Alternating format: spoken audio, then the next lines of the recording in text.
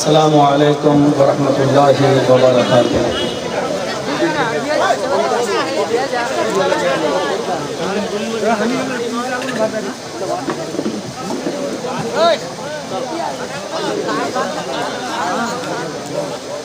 अल्हम्दुलिल्लाह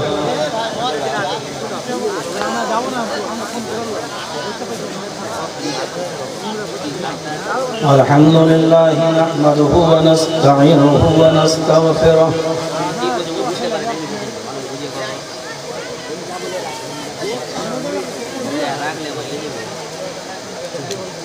व नऊज़ु बिल्लाहि मिन शुरूरि अनफुसिना व मिन सय्यिआति अअमालिना।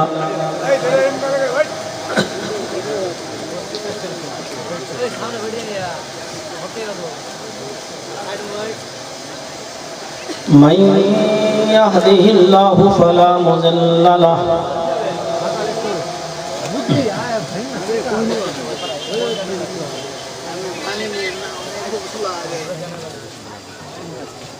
व मन युज़लिल्हु फला हादिय लहु।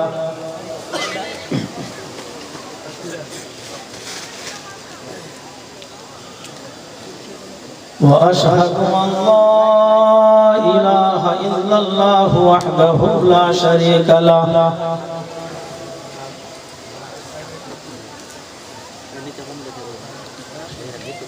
व अशहदु अन्न मुहम्मदन अब्दुहु व रसूलुहु।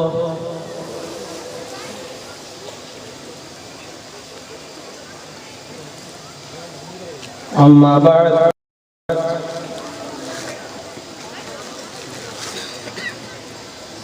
फ़इन्न खैरल हदीस किताबुल्लाह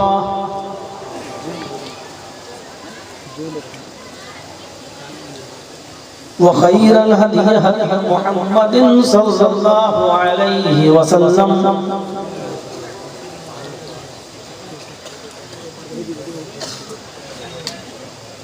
व शर्रिल उमूरि मुहदसातुहा व कुल्लु मुहदसतिन बिदअह वकुल्ल बिदअतिन ज़लालह वकुल्ल ज़लालतिन फिन्नार।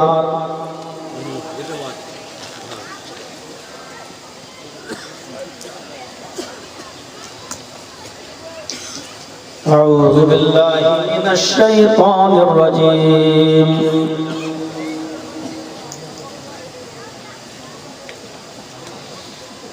बिस्मिल्लाहिर रहमानिर रहीम।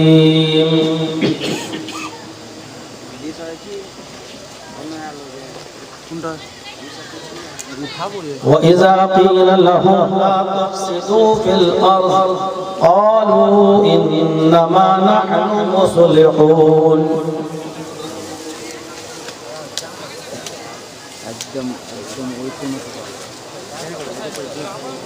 रब्बि इश्रह ली सदरी व यस्सिर ली अमरी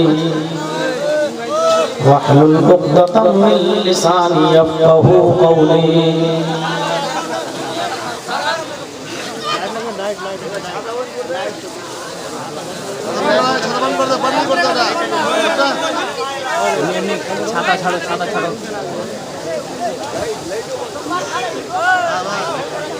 इस दो रोज़ा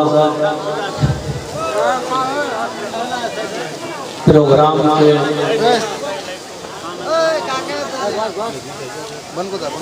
सदर प्रेसिडेंट सभापति साहब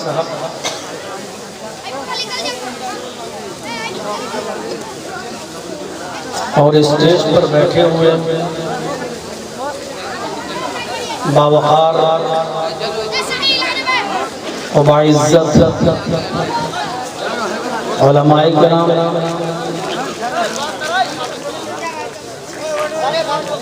और खास तौर पर इस गांव और अतराफ व अकनाफ आस पास से आए हुए सर्दियों की इस ठंड रात में यहाँ अल्लाह और उसके रसूल की बातें सुनने के लिए, कुरान और हदीस की बातें सुनने के लिए यहाँ आप जो जमा हैं मुअज़्ज़ज़ सामीन हज़रात और पर्दा नशीन इस्लामी ख़वातीन, माँ और बहन,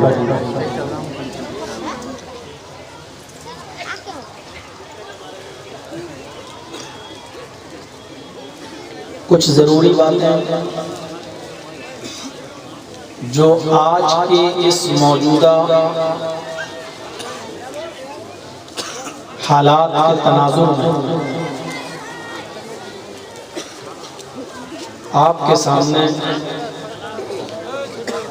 इस उम्मीद के साथ मैं रखने की कोशिश करूँगा कि उन हालात को हम और आप बहुत गौर से समझें, और जितना हम समझें उससे ज़्यादा हमें इस वक्त होशियार रहने की ज़रूरत है।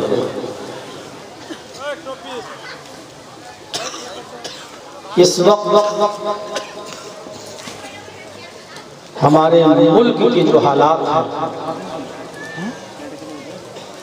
हमारी कंट्री के जो हालात हैं, वो किसी से छिपे हुए नहीं हैं।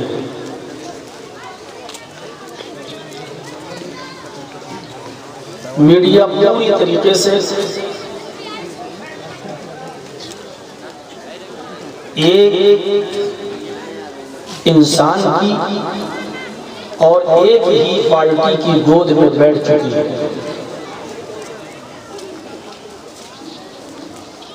आपकी आवाज वहां तक नहीं पहुंचेगी जहां तक पहुंचनी चाहिए।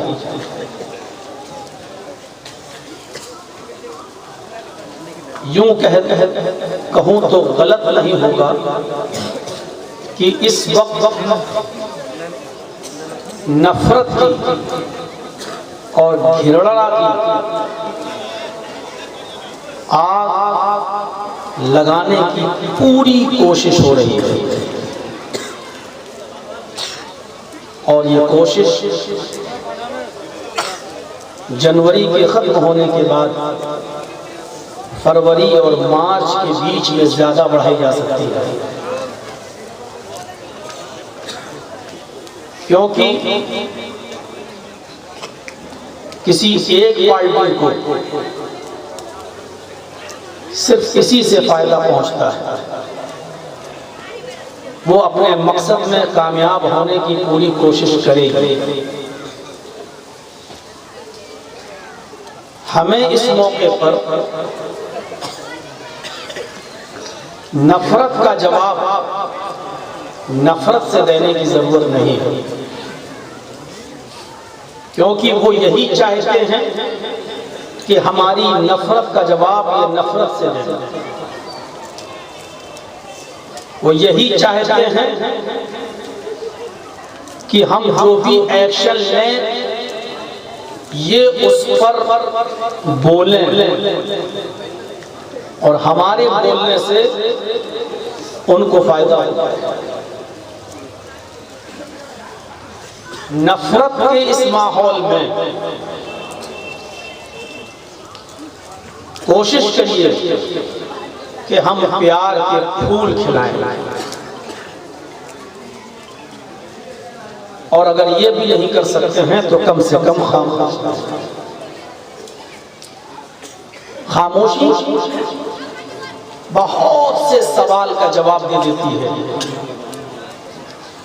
हर बात का जवाब देना जरूरी नहीं होता।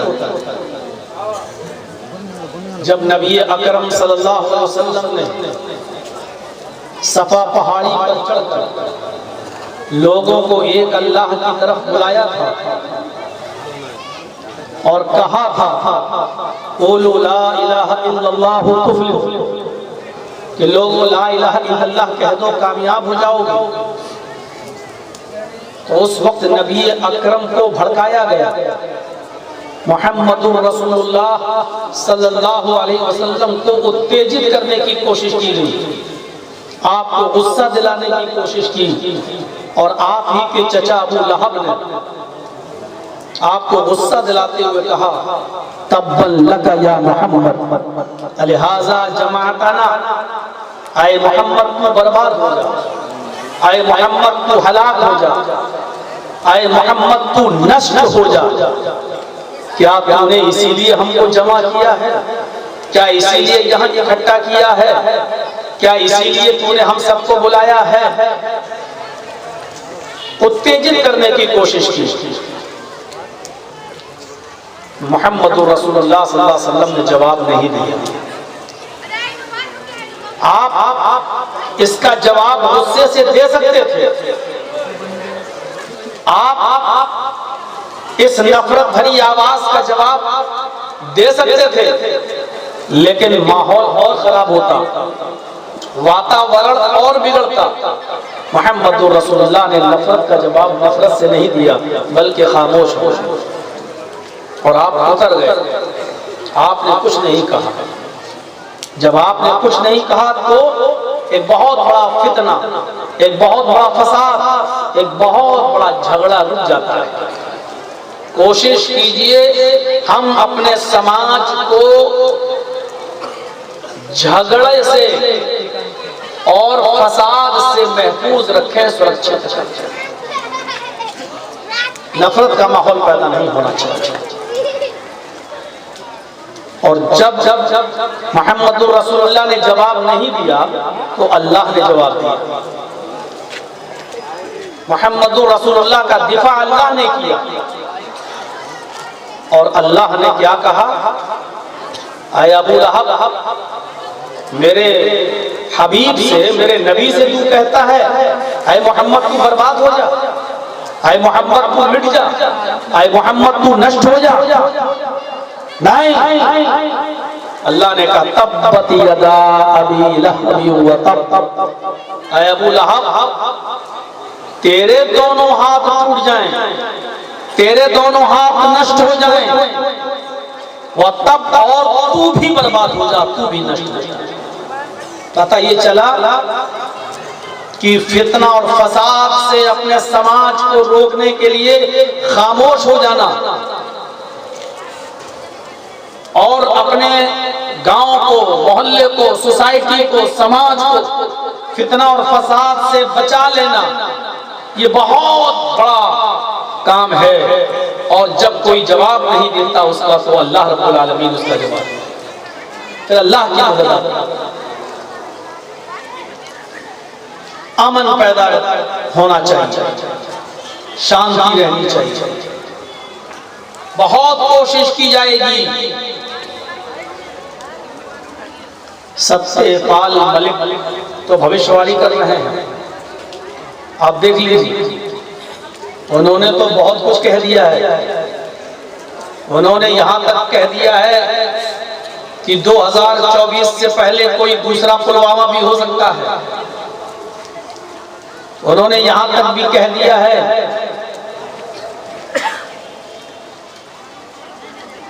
बाबरी मस्जिद और राम जन्मभूमि पर जो अभी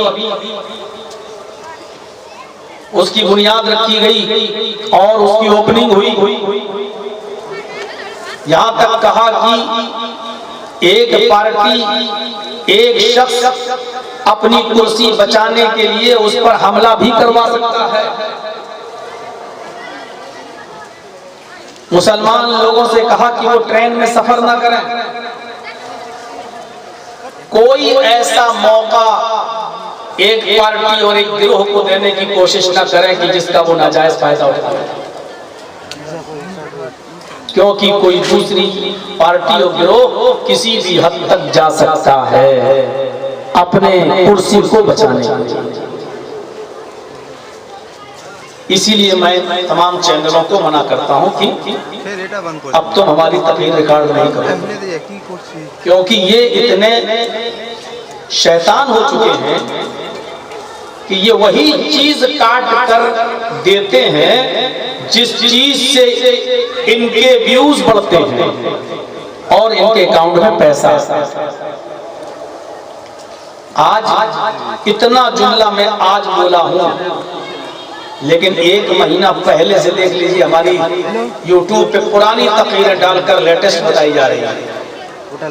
अभी राम मंदिर पे हम कुछ बोले भी नहीं है और आप देखिएगा YouTube पे कुछ लोग उसको डाले। जब तक ये मेरा नाम न ले लें और मेरी तकरीर न दें, इनका पेट नहीं भर रहा। ये हराम कमाई पर तुल कि हमारी 8-10 साल 12 साल पुरानी तकरीर को लेटेस्ट तकरीर कहते हैं और तब डालते हैं ताकि व्यूज बढ़ जाए। इसलिए मैंने चैनलों को मना कर दिया, भाई बार बार क्यों उठ रहे हो, एक बार सेट कर लो ना अपना कैमरा, एक बार सेट कर लीजिए आप। तो कुछ भी होने से पहले हम आज आपको कुछ संबोधित कर रहे हैं और हम ये बताना चाहते हैं कि अमन बहुत जरूरी है। ऐसे माहौल में इस्लाम हमें क्या दावत देता है, इस्लाम की तालीम क्या है, इस्लाम की शिक्षा क्या है। अमनो अमान और शांति को बहाल करने के लिए इस्लाम ने क्या उसूल बताए। मोहम्मद रसूलुल्लाह सल्लल्लाहु अलैहि वसल्लम नबी कब बने? 40 साल की उम्र। अब आप सुनिए, नबूवत कब मिली? 40 साल के बाद। लेकिन 40 साल से पहले, नबूवत मिलने से पहले एक मर्तबा ऐसा हुआ कि मक्के में बारिश हुई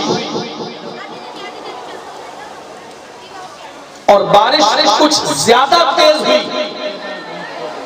उस बारिश में नालियों का पानी बाहर आ गया और उस पानी ने सैलाब की एक शक्ल अख्तियार कर ली और उससे हजरत इब्राहीम अलैहिस्सलाम का बनाया हुआ खाने काबा ढह गए।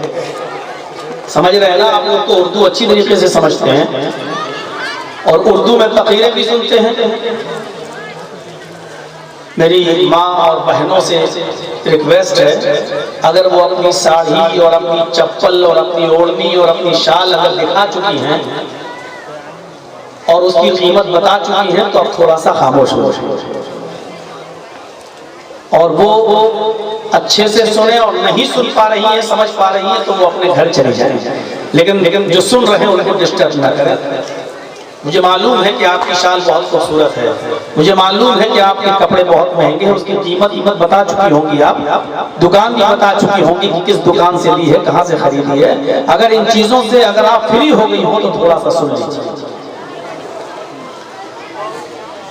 तो मेरी गुजारिश मेरी सिस्टर से, मदर से, माँ बहनों से कि थोड़ा सा खामोश होकर सुन लें। तो खाने काबा पानी से बह गया, पूरा ढह गया। तो मक्के के लोगों ने खाने काबा को दोबारा बना लिया। ईंट लाया, कोई गारा लाया, जो एक आस्था थी होती है। अभी कहीं मस्जिद बन रही हो तो हमारी भी आस्था होगी कि मस्जिद बनकर तैयार हो। सैलाब हुआ, जब धूप निकली, मौसम ठीक हुआ तो मक्के के लोगों ने खाने काबा दोबारा बना लिया और असर नौ उसको दोबारा तामीर कर लिया। जब वो बनकर तैयार हो गया तो खाने काबा में हजरे अस्वद भी लगा हुआ है।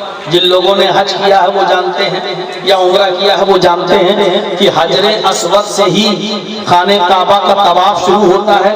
वहीं से हमें जब चक्कर लगाना होता है और जब पूरा चक्कर होता है तो खाने वहीं हजरे अस्वद के पास जब हम आ जाएंगे तो एक चक्कर माना जाएगा, फिर वहीं से दूसरा चक्कर शुरू होता है। तो हजरे अस्वद पर से चक्कर शुरू होता है और हजरे अस्वद पर ही जाकर वो पूरा होता है। तो वहां हजरे अस्वद जो रखा हुआ था, उस हजरे अस्वद को उसकी जगह पर रखना था।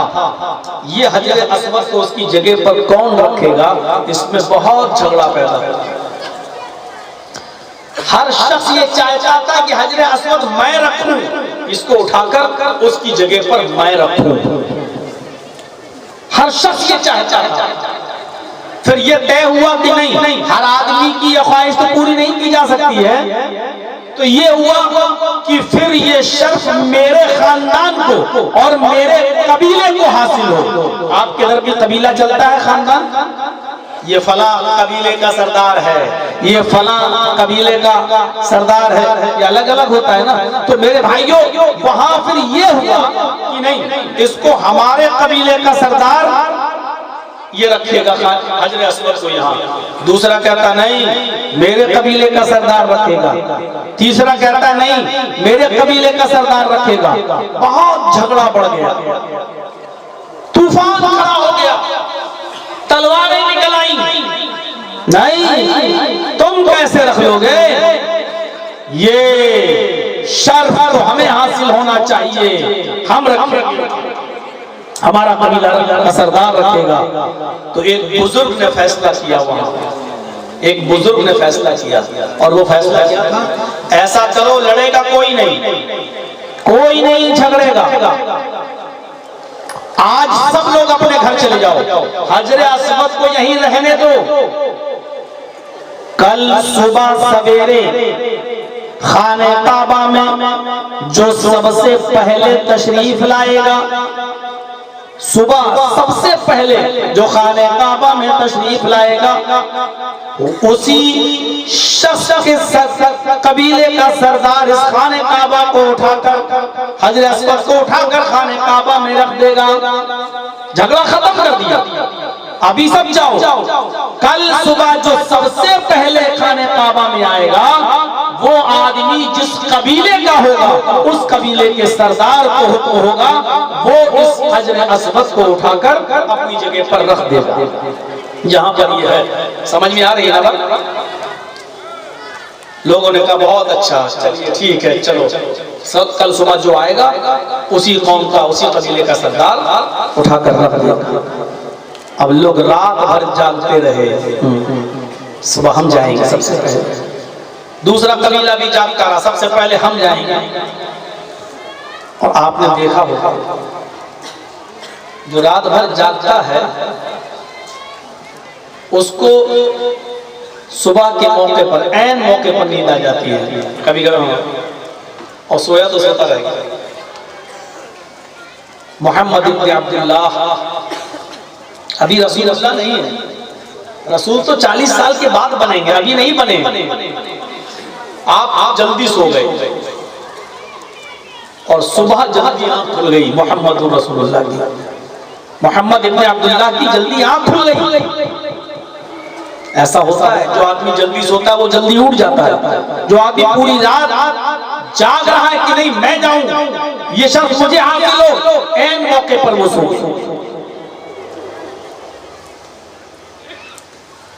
सुबह सबसे पहले मोहम्मद इब्न अब्दुल्लाह खाने काबा में पहुंच जाते हैं। सुबह का सूरज निकलने से पहले लोग जब भागे कि चलो हम पहुंचे, आज हम सबसे पहले पहुंचेंगे, जब ये लोग यहाँ से अपने घरों से निकलते हैं और जब खाने काबा में पहुंचते हैं, कोई आधा मिनट पहले पहुंच रहा, कोई आधा मिनट उसके बाद, कोई उसके बाद, सारे लोग जब एक साथ जमा होते हैं तो क्या देखते हैं कि हम सबसे पहले तो मोहम्मद इब्न अब्दुल्लाह, आमिना का दुलारा, आमिना का लाल तशरीफ ला चुका है। अभी कोई मोहम्मद इब्न अब्दुल्लाह को मोहम्मद रसूलुल्लाह की हैसियत से नहीं जानता था, अभी किसी को पता ही नहीं था यही आगे चलकर मोहम्मद रसूलुल्लाह बनेंगे, अभी किसी को मालूम ही नहीं था। जब उन्होंने मोहम्मद इब्न अब्दुल्लाह को खाने काबा के अंदर देखा तो खुशी का इजहार किया, किसी को तकलीफ नहीं हुई, इसलिए कि उन्होंने मोहम्मद इब्न अब्दुल्लाह की जिंदगी देखी थी, आपका उठना बैठना देखा था, आपका रहन सहन देखा था, आपका स्वभाव देखा था, आपका कैरेक्टर देखा करता। मोहम्मद इब्ने अब्दुल्लाह पर जैसे ही नजर पड़ी सारे के सारे चीख पड़े, कद जा अल अमीन, कद जा अल अमीन, कद जा अस्सादिक, कद जा अस्सादिक। सच्चा आदमी तशरीफ ले आया, अमानतदार आदमी तशरीफ ले आया। इससे बड़ा अमानतदार तो पूरे मक्के में कोई नहीं है, इससे ज्यादा सच बोलने वाला कोई इंसान इस मक्के में मौजूद ही नहीं है। हम खुश हैं मोहम्मद इब्ने अब्दुल्लाह को पाकर। कद जा अल अमीन, कद जा अस्सादिक। अमीन आ गया, अमानतदार आ गया, सादिक आ गया, सच्चा आ गया। मक्के का सबसे सच्चा इंसान तशरीफ ले आया। अब सब समझ रहे थे मोहम्मद इब्ने अब्दुल्लाह ही हजर अस्वद को उठाकर रखेंगे, और आप अगर उठाकर रख भी देते तो किसी को कोई एतराज नहीं था। आप सबसे पहले पहुंच गए, लोगों ने खुशी का इजहार भी कर लिया। फितना खत्म है। मोहम्मद इब्ने अब्दुल्लाह हजर अस्वद को उठाकर रख देते तो कोई लड़ता नहीं। चलिए फितना तो खत्म हो गया, हम आ गए। अब कोई ये नहीं कह रहा है कि नहीं हम इनसे नहीं रखवाएंगे, ठीक है, ये जो कहेंगे ठीक है, ये जो करेंगे ठीक है। लेकिन मोहम्मद इब्ने अब्दुल्लाह ने सोचा फितना तो खत्म हो गया, हम भी रख देंगे तो ये लोग लड़ेंगे नहीं, लेकिन अब इनके दिल कैसे जीतूं, अब इनके दिल कैसे जीतूं, जो नफरतें हैं इनकी इस नफरत को मोहब्बत में कैसे बदलूं। ये देखिए मोहम्मद इब्ने अब्दुल्लाह एक तरीका अपनाते हैं और एक गेम खेलते हैं, एक चाल चलते हैं। फितना तो खत्म हो गया, हम भी उठा के रख देंगे हजर अस्वद को तो कोई कुछ नहीं कहेगा, क्योंकि सब मुझे अमानतदार और सच्चा मानते हैं। लेकिन इन लोगों के दिल कैसे जीते हैं। अल्लाह के नबी ने, मोहम्मद इब्ने अब्दुल्लाह ने चादर बिछाई, चादर बिछाई, उस चादर के ऊपर हजर अस्वद को रख दिया। और चार बड़े बड़े कबीले थे जो सबसे ज्यादा मेन और अहम महत्वपूर्ण थे, सबसे ज्यादा अहमियत रखते थे, सबसे ज्यादा श्रेष्ठ माने जाते थे। आपने उन चार कबीलों के सरदारों को बुलाया, आए फला कबीले से फला इब्ने फला इधर आओ, आए फला कबीले से फला इब्ने फला इधर आओ, आए फला कबीले से फला इब्ने फला इधर आओ, आए इस कबीले से फला इब्ने फला इधर आओ। चारों सरदार आ गए जो बड़े सरदार थे और बड़े कबीलों के जिम्मेदार थे। आपने कहा आए फला इब्ने फला, तुम इस कबीले के सरदार हो, हाँ, तुम ये कोना पकड़ो, तुम फला कबीले के सरदार हो, तुम ये कोना पकड़ो, तुम इस कबीले के सरदार हो, तुम ये कोना पकड़ो, तुम इस कबीले के सरदार हो, तुम ये कोना पकड़ो। चार सरदारों को चादर के चारों कोने पकड़ा दिए और कहा उठाओ। चारों सरदारों ने चादर उठाई, कहा कि खाने काबा तक लेकर आओ। ये सारे के सारे लोग चारों कोने पकड़े हुए चार सरदार चादर को उठाकर, जिसमें हजरे अस्वद था, उसको उठाकर खाने काबा के पास ले आए। जब लाए तो आपने कहा चादर को जमीन पर रख दो। जब चादर जमीन पर रख दी गई, फिर आपने उस हजरे अस्वद को उठाया, मोहम्मद इब्ने अब्दुल्लाह ने उस हजरे अस्वद को उठाया, और जिस जगह पर आज हजरे अस्वद है उसी जगह पर अल्लाह के नबी ने, मोहम्मद इब्ने अब्दुल्लाह ने उस हजरे अस्वद को लगा दिया, उस हजरे अस्वद को उस जगह पर नस्ब कर दिया। अब हर कबीले का सरदार ये सोचने लगा इस हजरे अस्वद को मैं वहां से उठा के लाया, ये कहता है कि ये शर्फ तो मुझे भी हासिल हुआ, वो कहता है चादर का कोना तो मैंने भी पकड़ा है। यानी सारे के सारे सरदार भी खुश, कबीले भी खुश, और मोहम्मद इब्ने अब्दुल्लाह के इस फैसले को सबने मान भी लिया। चीख पड़े सब कि मोहम्मद रसूलुल्लाह का फैसला हमें मंजूर है। मोहम्मद इब्ने अब्दुल्लाह ने जो फैसला किया वो बहुत अच्छा फैसला किया है। नबुव्वत से पहले शांति को स्थापित करना, अमन और अमान को कायम करने के लिए मोहम्मद इब्न अब्दुल्लाह ने यह फार्मूला इस्तेमाल किया है। नफरत की आग नहीं भड़कने दी है, कबीलों और कबीलों के सरदारों को आपस में लड़ने नहीं दिया है। जिस मोहम्मद ने नबी बनने से पहले लोगों में शांति फैलाने के लिए अपनी अकल का इस्तेमाल इस तरह किया हो, नबी बनने के बाद उसने शांति को कैसे बहाल किया होगा, नबी बनने के बाद उसने शांति को किस तरह स्थापित किया होगा। नबी बनने से पहले जिसकी अकलमंदी, दूरंदेशी और दानिशमंदी का ये हाल है, तो नबी बनने के बाद उसने अमन और अमान को कैसे कायम किया। ये कहता है इस्लाम शांति को बहाल कर ले। हम और आप क्या शांति बहाल करेंगे और गैरों के साथ, उनके साथ हम नमूना क्या पेश करेंगे, आइडियल क्या बनेंगे हम उनके लिए। हम तो अपनों से लड़ते हैं, हम तो अपनों में शांति बहाल नहीं कर पाए हैं। हमारे दिलों में खुद अपनों के खिलाफ घृणा और नफरतें हैं। वइज़ा क़ील लहुम ला तुफ़सिदू फिल अर्ज़ क़ालू इन्नमा नहनु मुस्लिहून। अल्लाह कहता है इस जमीन के ऊपर फसाद मत फैलाओ। फसाद तो मुनाफिक फैलाते हैं। मुनाफिक किसको कहते हैं? जिसके बारे में पता ही नहीं चले उसके अंदर क्या है। मुनाफिक की मिसाल कैसे बताऊं?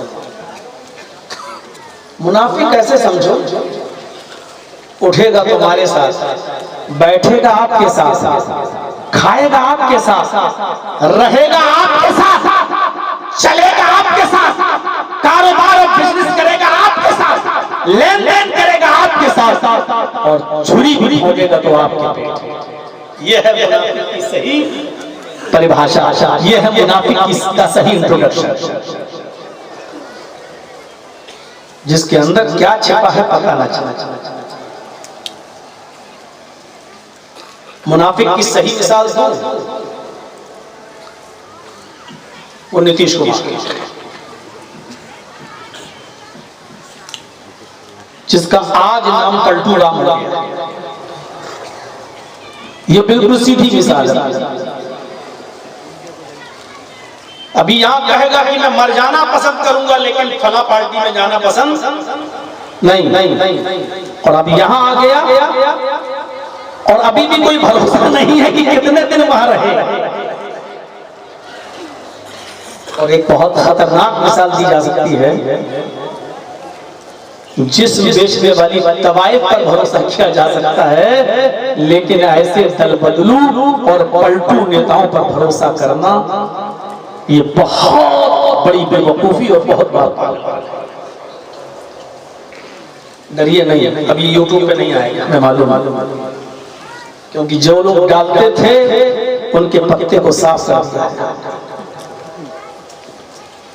तो मेरे भाइयों, ये सोचने की जरूरत है हमें।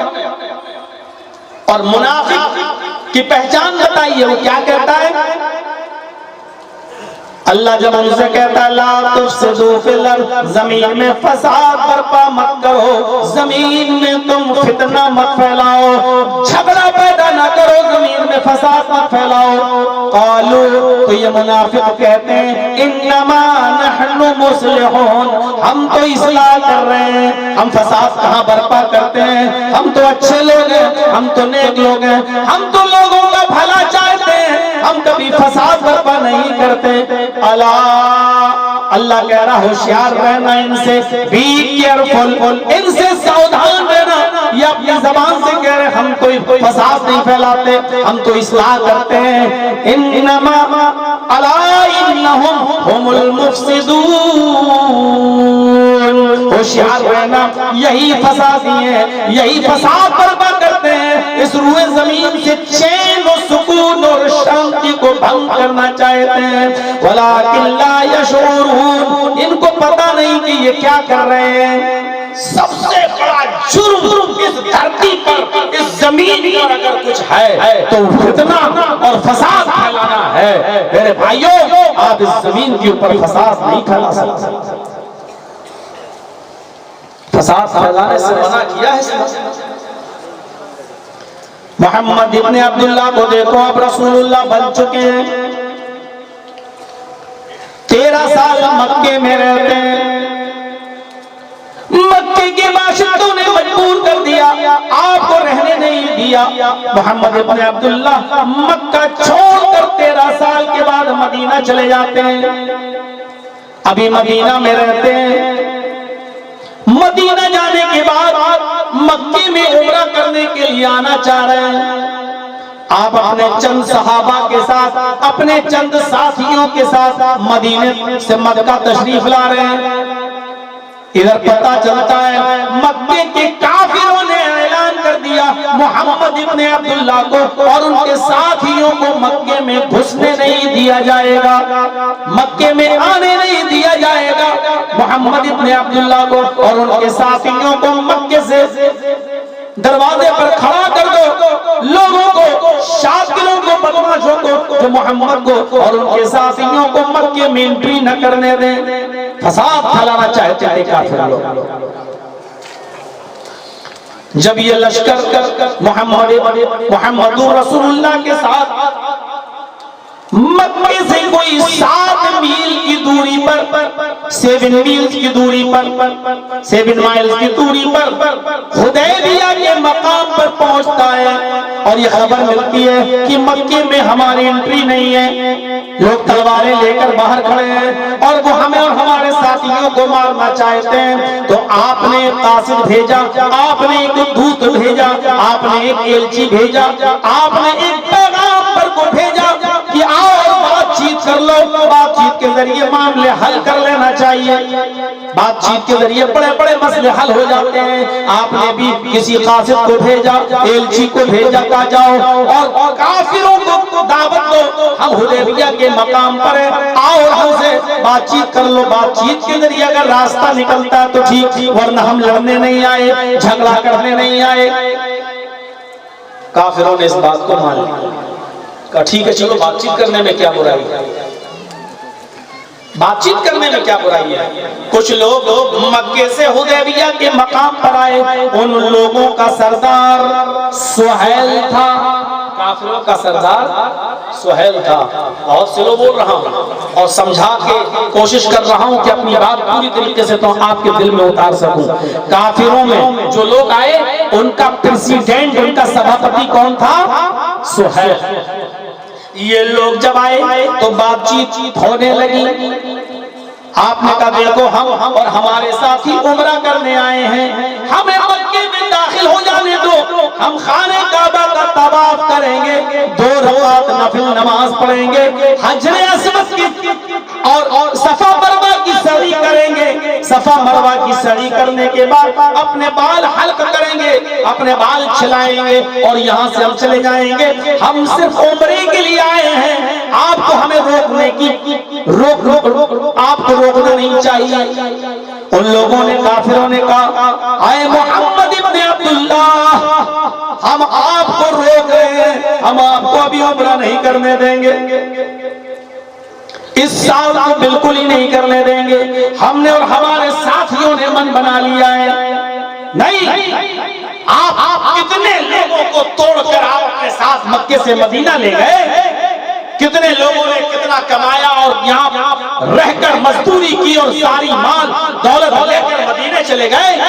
आप मदीने में भी अपने बाप दादा का दीन लोगों से छुड़वा रहे हैं और हम आपको आ जाने दें? नहीं। बातचीत का दौर चलता है तो कुछ शर्तें लगाई जाती हैं। उन शर्तों को मोहम्मद रसूलुल्लाह मान रहे हैं सिर्फ इसलिए कि फसाद ना फैले, झगड़ा ना फैले, आपस में लड़ाइयां न हो, दंगे न हो, तलवारें न चले, एक दूसरे का मर्डर न करे। करे। आपने फितना और फसाद रोकने के लिए उस मौके पर काफिरों की नाजायज शर्तें भी मानी। अब सुनिए वो शर्तें क्या थी जिन पर समझौता होता है, जिन पर कंप्रोमाइज होता है, और उस समझौते पर मुहम्मदुर रसूलुल्लाह खुद सिग्नेचर करते हैं। आप खुद उसके ऊपर हस्ताक्षर करते हैं, आप खुद लिखते हैं कि मुझे ये शर्तें मंजूर हैं। वो नाजायज शर्तें क्या थी जरा सुनिए मेरे भाइयों।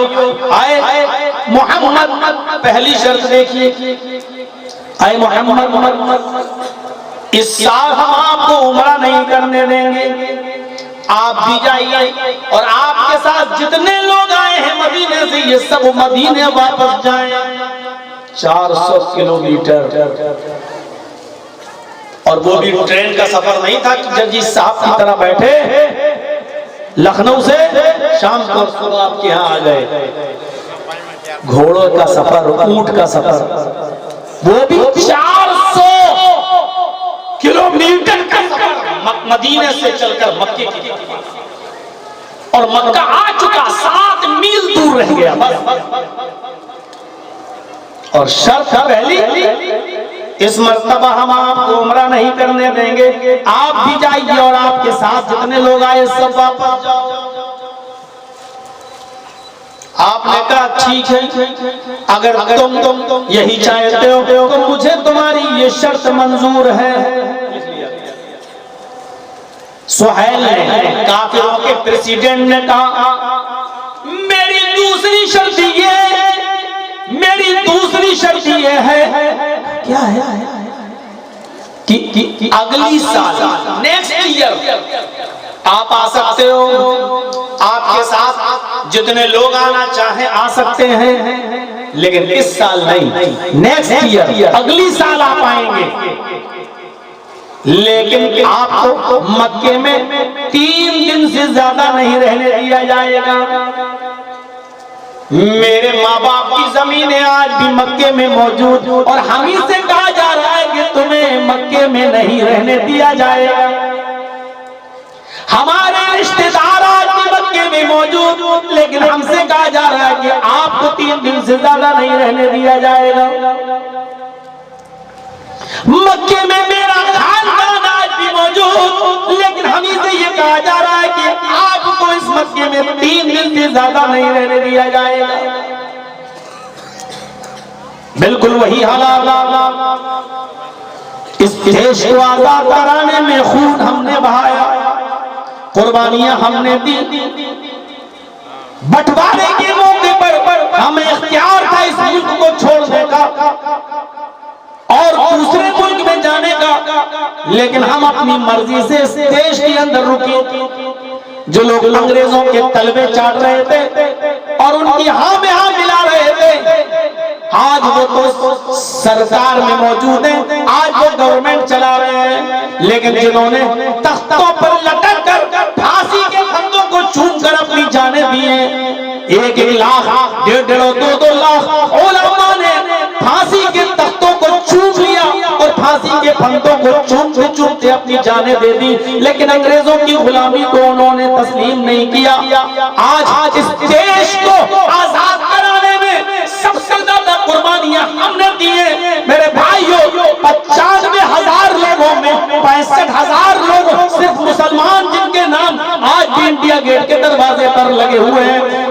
आज भी दिल्ली की इंडिया गेट पर देखा जा सकता है 95,000 में से सिर्फ 65,000 सिर्फ मुसलमानों के नाम। गौर कीजिए, जिन्होंने इस देश की आजादी में बढ़ चढ़ कर हिस्सा लिया है, और आज हम ही से कहा जा रहा है आज इस देश में के रहने वाले हो या नहीं, तुम्हें प्रूफ देना पड़ेगा, तुम्हें सबूत दिखाना पड़ेगा, तुम्हें अपने बाबा आबाओ अजदाद, अपने बाप दादाओं का जन्म दिखलाना पड़ेगा। किसी की बीवी पाकिस्तान की तो नहीं थी, बांग्लादेश की तो नहीं थी, इंडोनेशिया की तो नहीं थी, आज हम ही से कहा जा रहा है कि आपको सबूत दिखाना पड़ेगा। कंडीशन 3 दिन से ज्यादा आप और आपके साथियों को नहीं रहने दिया जाएगा। आप अगर ठीक है चलो, मुझे तुम्हारी ये शर्त भी मंजूर है। देखिए शांति के लिए आप कितना दब रहे हैं। उन्होंने कहा मोहम्मद मेरी तीसरी शर्त है, आप और आपके सहाबा तलवारें लेकर तो आएंगे, लेकिन तलवारें मियान में रखी हुई होंगी, खुली हुई तलवार लेकर नहीं घूम सकते हो। और मक्के में हमारे आदमी खुली हुई तलवार लेकर घूमेंगे। आपने कहा मुझे तुम्हारी ये शर्त भी मंजूर है। चौथी शर्त है, और शर्त है, अभी बात खत्म हुई। का चौथी शर्त है कि अगर मक्के से मेरा कोई आदमी आपके पास भागकर मदीना चला जाए और आपके पास पहुंच जाए, इस्लाम ले आए और आपके साथ रहना चाहे, तो आप उसको अपने पास नहीं रोक सकते हो। अगर आज के बाद मक्के से कोई भी आदमी मदीना जाएगा तो आपको मेरा आदमी वापस करना होगा, मेरा आदमी रिटर्न करना होगा, मेरा आदमी लौटाना होगा। लेकिन मदीने से अगर आपका कोई आदमी हमारे पास मक्के में आ जाएगा तो हम वापस नहीं करेंगे, हम वापस नहीं करेंगे, हम उसको नहीं लौटाएंगे। मोहम्मद इब्ने अब्दुल्ला कहते हैं मुझे तुम्हारी ये शर्त भी मंजूर है। देख रहे हैं कोई शर्त का तालमेल है। इस साल नहीं करने दिया जाएगा, ठीक है, अगली साल आ सकते हो, ठीक है, 3 दिन से ज्यादा नहीं रहने दिया जाएगा, ठीक है। तलवार लाओगे लेकिन मियान में रहेगी, खुली हुई तलवार लेकर नहीं घूम सकते हो। लेकिन मेरे आदमी खुली हुई तलवार लेकर घूमेंगे, ठीक। मेरा आदमी अगर मक्का छोड़ के मदीना चला गया तो तुम्हें वापस करना होगा, लेकिन तुम्हारा आदमी उत्तेजित किया जा रहा, भड़काया जा रहा ताकि मोहम्मद उड़ जाए और समझौते पर दस्तखत, यही झगड़ा हो और चंद लोग जो मोहम्मद के साथ आए उनको यहीं पर खत्म कर दे, लड़ लड़ा कर मार डाले, खत्म। ये बहाना ढूंढ रहा है जैसे आजकल की मौजूदा गवर्नमेंट बना रही है, बिल्कुल यही बहाना सुहैल ढूंढ रहा है कि किसी तरीके से कह दे मोहम्मद नहीं, ये कैसे हो जाएगा। और यही पर लड़ाई झगड़ा हो, यही पर तलवारें चले, ये जिहाद के नाम पर लड़े और हम भी लड़े। और चंद लोग तो हैं, ये लोग हम इनको उठाकर यहीं पर कत्ल कर लें, लेकिन आप कोई मौका नहीं दे रहे हैं, फितना और फसाद को रोक रहे हैं। आप कह रहे हैं मुझे तुम्हारी ये शर्त है। अब वो सोच रहा है यार क्या मामला है, इसको ये भी मंजूर। चलो, मेरा आदमी आएगा तो वापस करोगे, तुम्हारा आदमी आएगा तो मैं वापस नहीं करूंगा, ठीक है। मुझे तुम्हारी शर्त आप सिग्नेचर लिख दिया मोहम्मदुर रसूलुल्लाह को ये शर्तें मंजूर हैं। सुहैल से कहा लो सिग्नेचर कर दो। काफिरों का सरदार सुहैल के पास जैसे ही डॉक्यूमेंट हाथ में आया, उसने देखा तो आखिरी चाल चली कंप्रोमाइज को बिगाड़ने की, आखिरी कोशिश की उसने कि अभी भी खेल खेल जाएगा। तो उसने कहा वाह, इस पे तो लिखा हुआ है मोहम्मदुर रसूलुल्लाह को ये शर्तें मंजूर हैं। अरे हम रसूलुल्लाह मानते ही कहा कि रसूलुल्लाह काट लो। अरे इसी बात का तो झगड़ा ही है। आप कहते हो मैं अल्लाह का रसूल हूं, मैं कहता हूं नहीं हूं। अगर हम रसूल मान ही लें तो झगड़ा किस बात का? अरे झगड़े की बुनियाद ही यही है कि हम अपने आप को रसूलुल्लाह कहते हैं और हमारे को रसूलुल्लाह नहीं मानते। लिहाजा ये रसूलुल्लाह काटो और लिखो मोहम्मद इब्ने अब्दुल्लाह को ये शर्तें मंजूर हैं। अल्लाह के नबी सल्लल्लाहु अलैहि वसल्लम ने उस कागज को लिया और हजरत अली से कहा, ऐ अली रसूलुल्लाह काटो। अल्लाह के नबी किससे कह रहे हैं? अली से। ऐ अली रसूलुल्लाह काट दो और रसूलुल्लाह की जगह इब्ने अब्दुल्लाह लिख दो। मोहम्मद तो लिखा ही हुआ है, रसूलुल्लाह ये हमें मानते नहीं है। इब्ने अब्दुल्लाह, अब्दुल्लाह का बेटा, सन ऑफ अब्दुल्लाह मानते हैं, अल्लाह का बेटा मानते हैं। लिहाजा लिख दो मोहम्मद इब्ने अब्दुल्लाह को ये शर्त मंजूर है। इधर हजरत अली ने मना कर दिया। नबी के सामने देखिए कितने चैलेंज। उधर वो कह रहा रसूलुल्लाह काटो, नहीं तो हम शर्त नहीं मानेंगे, समझौता नहीं होगा, कंप्रोमाइज नहीं होगा। इधर आप हजरत अली से कह रहे हैं अली रसूलुल्लाह काट दो, इधर हजरत अली कह रहे हैं मैं नहीं काट सकता। सोचो कितने चैलेंज। हजरत अली ने कहा मैं नहीं काटूंगा, अल्लाह के नबी ने कहा क्यों नहीं काट रहे हो? फरमाया वाह आप तो अल्लाह के रसूल हैं, हम तो आपको रसूलुल्लाह मानते हैं, हम आपके अल्लाह का रसूल होने पर ईमान लाए हैं। जब हम आपको अल्लाह का रसूल मानते हैं तो रसूलुल्लाह कैसे काट दें? काटने का मतलब ये कि हम मान नहीं रहे हैं, काटने का मतलब ये है कि हम मान नहीं रहे। जब हम आपको रसूलुल्लाह मानते हैं तो काटे कैसे? अल्लाह के नबी मेरे हाथ में इतनी ताकत नहीं है कि मैं रसूलुल्लाह काट सकूं। अल्लाह ने आपको रसूलुल्लाह बनाया है, अल्लाह ने आपको पैगंबर बनाया है, अल्लाह ने आपको रसूलुल्लाह बनाकर भेजा है, तो फिर हमारी क्या मजाल कि मैं रसूलुल्लाह काट दूं? अल्लाह के नबी मेरे अंदर इतना बड़ा कलेजा नहीं है कि मैं रसूलुल्लाह काट सकूं। अल्लाह के नबी ने फरमाया अच्छा ठीक है तो मत काटो, मुझे बताओ कि रसूलुल्लाह कहाँ लिखा? जो नबी ऐलान करता है इन्नी रसूलुल्लाहि इलैकुम जमीआ, ऐ लोगों मैं तुम सब की तरफ अल्लाह का रसूल बनाकर भेजा गया हूँ। आज वो रसूल कह रहा है ऐ अली मुझे बताओ कि रसूलुल्लाह कहाँ लिखा हुआ है?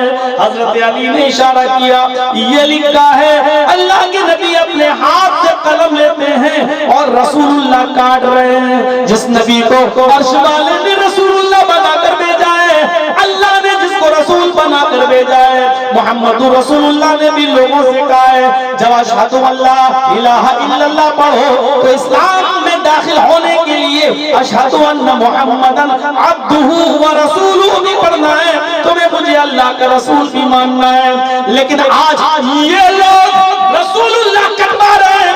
अगर ना काटूं, अगर उसको मैं न मिटाऊं तो ये लड़ाई के लिए तैयार है, झगड़ा करने के लिए तैयार है, फितना फैलाने के लिए तैयार है। इस फसाद को कैसे रोका जाए, इस फितने को कैसे रोका जाए, इस लड़ाई को कैसे खत्म किया जाए? आपने अपने हाथ से रसूलुल्लाह काट दिया, आपने अपने हाथ से कलम जद कर दिया, आपने रसूलुल्लाह का शब्द, रसूलुल्लाह का वर्ड अपने हाथ से काट दिया। अल्लाह की कसम जब रसूलुल्लाह का लफ्ज खुद अल्लाह के रसूल काट रहे होंगे, हजरत अली के ऊपर क्या गुजर रही होगी, हजरत अबू बकर सिद्दीक कैसे रो रहे होंगे, और हजरत उमर फारूक का हाथ तो तलवार के दस्ते पर मचल रहा होगा कि अभी इस सुहैल की मैं गर्दन उड़ा दूं जो हमारे नबी से लफ्ज रसूलुल्लाह कटवा रहा है। गौर करो मेरे साथियों, लेकिन ये तमाम की तमाम सहाबा मानने पर मजबूर है, इसलिए कि हमने रसूलुल्लाह को माना है। जब अल्लाह के नबी जो भी कर रहे हैं वो हमारे अच्छे के लिए ही कर रहे हैं, ना चाहते हुए भी मानना पड़ रहा है। इसी का नाम इताअत है, इसी का नाम फर्माबरदारी है कि हमारा दिल गवारा नहीं कर रहा है कि अल्लाह के नबी अपना नाम लफ्ज़ रसूलुल्लाह काटे, हम नहीं चाह रहे, लेकिन फिर भी मानना पड़ रहा है क्योंकि मुहम्मदुर रसूलुल्लाह चाहते हैं कि मैं काट कर फसाद रोक दूं। इससे पता चलता है इस्लाम वो नहीं है जो हमारा दिल चाहे, इस्लाम वो है जो जनाब मुहम्मदुर रसूलुल्लाह चाहे, चाहे वो हमें पसंद हो या ना हो, चाहे उसके लिए हमारा दिल गवारा करे या ना करे। हजरत उमर फारूक ने जब देखा कि रसूलुल्लाह का नाम लफ्ज शब्द आप अपने हाथ से काट रहे हैं तो कहने लगे आए अल्लाह के रसूल रुक जाइए, आए अल्लाह के नबी रुक जाइए। आपने कहा क्या बात है? फरमाया आए अल्लाह के नबी रसूलुल्लाह काटने से पहले मेरे एक सवाल का जवाब दे दीजिए, मेरे क्वेश्चन का आंसर दे दीजिए। फरमाया क्या बात है? आप पूछो आए उमर, क्या पूछना चाहते हो? अभी आपने काटा नहीं है।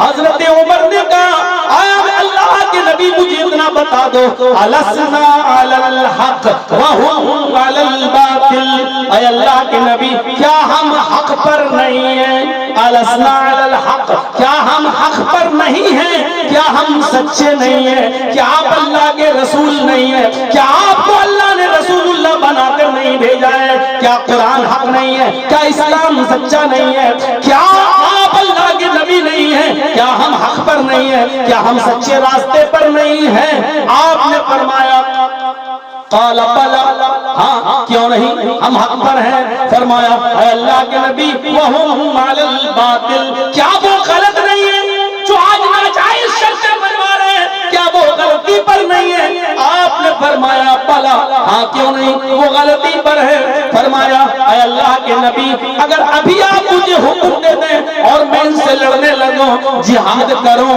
तलवारें निकाल लूं, क्या अल्लाह के नबी अगर मैं इनको मार दूं, मैं अपनी तलवारों से इनको कत्ल कर दूं, इनका खून बहा दूं, तो क्या ये काफिर जहन्नम में नहीं जाएंगे? कतलाहुम फिन्नार, क्या ये काफिर जहन्नम में नहीं जाएंगे? आप कह रहे भला, हाँ क्यों नहीं, अगर तुम इनको कत्ल कर दोगे जिहाद में तो ये जहन्नम में जाएंगे, अगर ये मारे गए तो जहन्नम में जाएंगे। फरमाया कतलाना फिल जन्ना, अगर लड़ते लड़ते ये हमें मार दे, इनकी तलवारों से हमारी गर्दनें कट जाए, अगर हम मारे जाए तो क्या हम जन्नत में नहीं जाएंगे? अल्लाह के नबी फरमाते हैं हाँ, अगर तुमने उनको मार दिया तो वो जहन्नम में जाएंगे और उन्होंने तुम्हें मार दिया तो तुम जन्नत में जाओगे। फरमाया अल्लाह के नबी जब हम हक पर हैं, ये गलत है, हम मारे जाए तो जन्नती, मार दे तो ये जहन्नमी, फिर आप हमें रोके क्यों हैं? फिर आप हमें जिहाद का हुक्म क्यों नहीं दे रहे हैं? फिर आप तलवार निकालने का हुक्म क्यों नहीं दे रहे हैं? इतना जिल्लत से आप फैसला मान रहे हैं और इतना जलील होकर नाक कटवा कर नाक रगड़ कर आप उनका फैसला मान रहे हैं, आप उनसे सुलह कर रहे हैं, ये कहाँ की अक्लमंदी है? आपने फरमाया उमर चुप रहो, उमर खामोश रहो, जो मैं समझ रहा हूँ वो तुम नहीं समझ रहे हो। अभी मुझे फितना रोकना है, फसाद रोकना है, झगड़ा रोकना है, अमन पैदा करना है, शांति बहाल करना है। आपने हजरत उमर की भी नहीं सुनी और आपने रसूलुल्लाह काट दिया।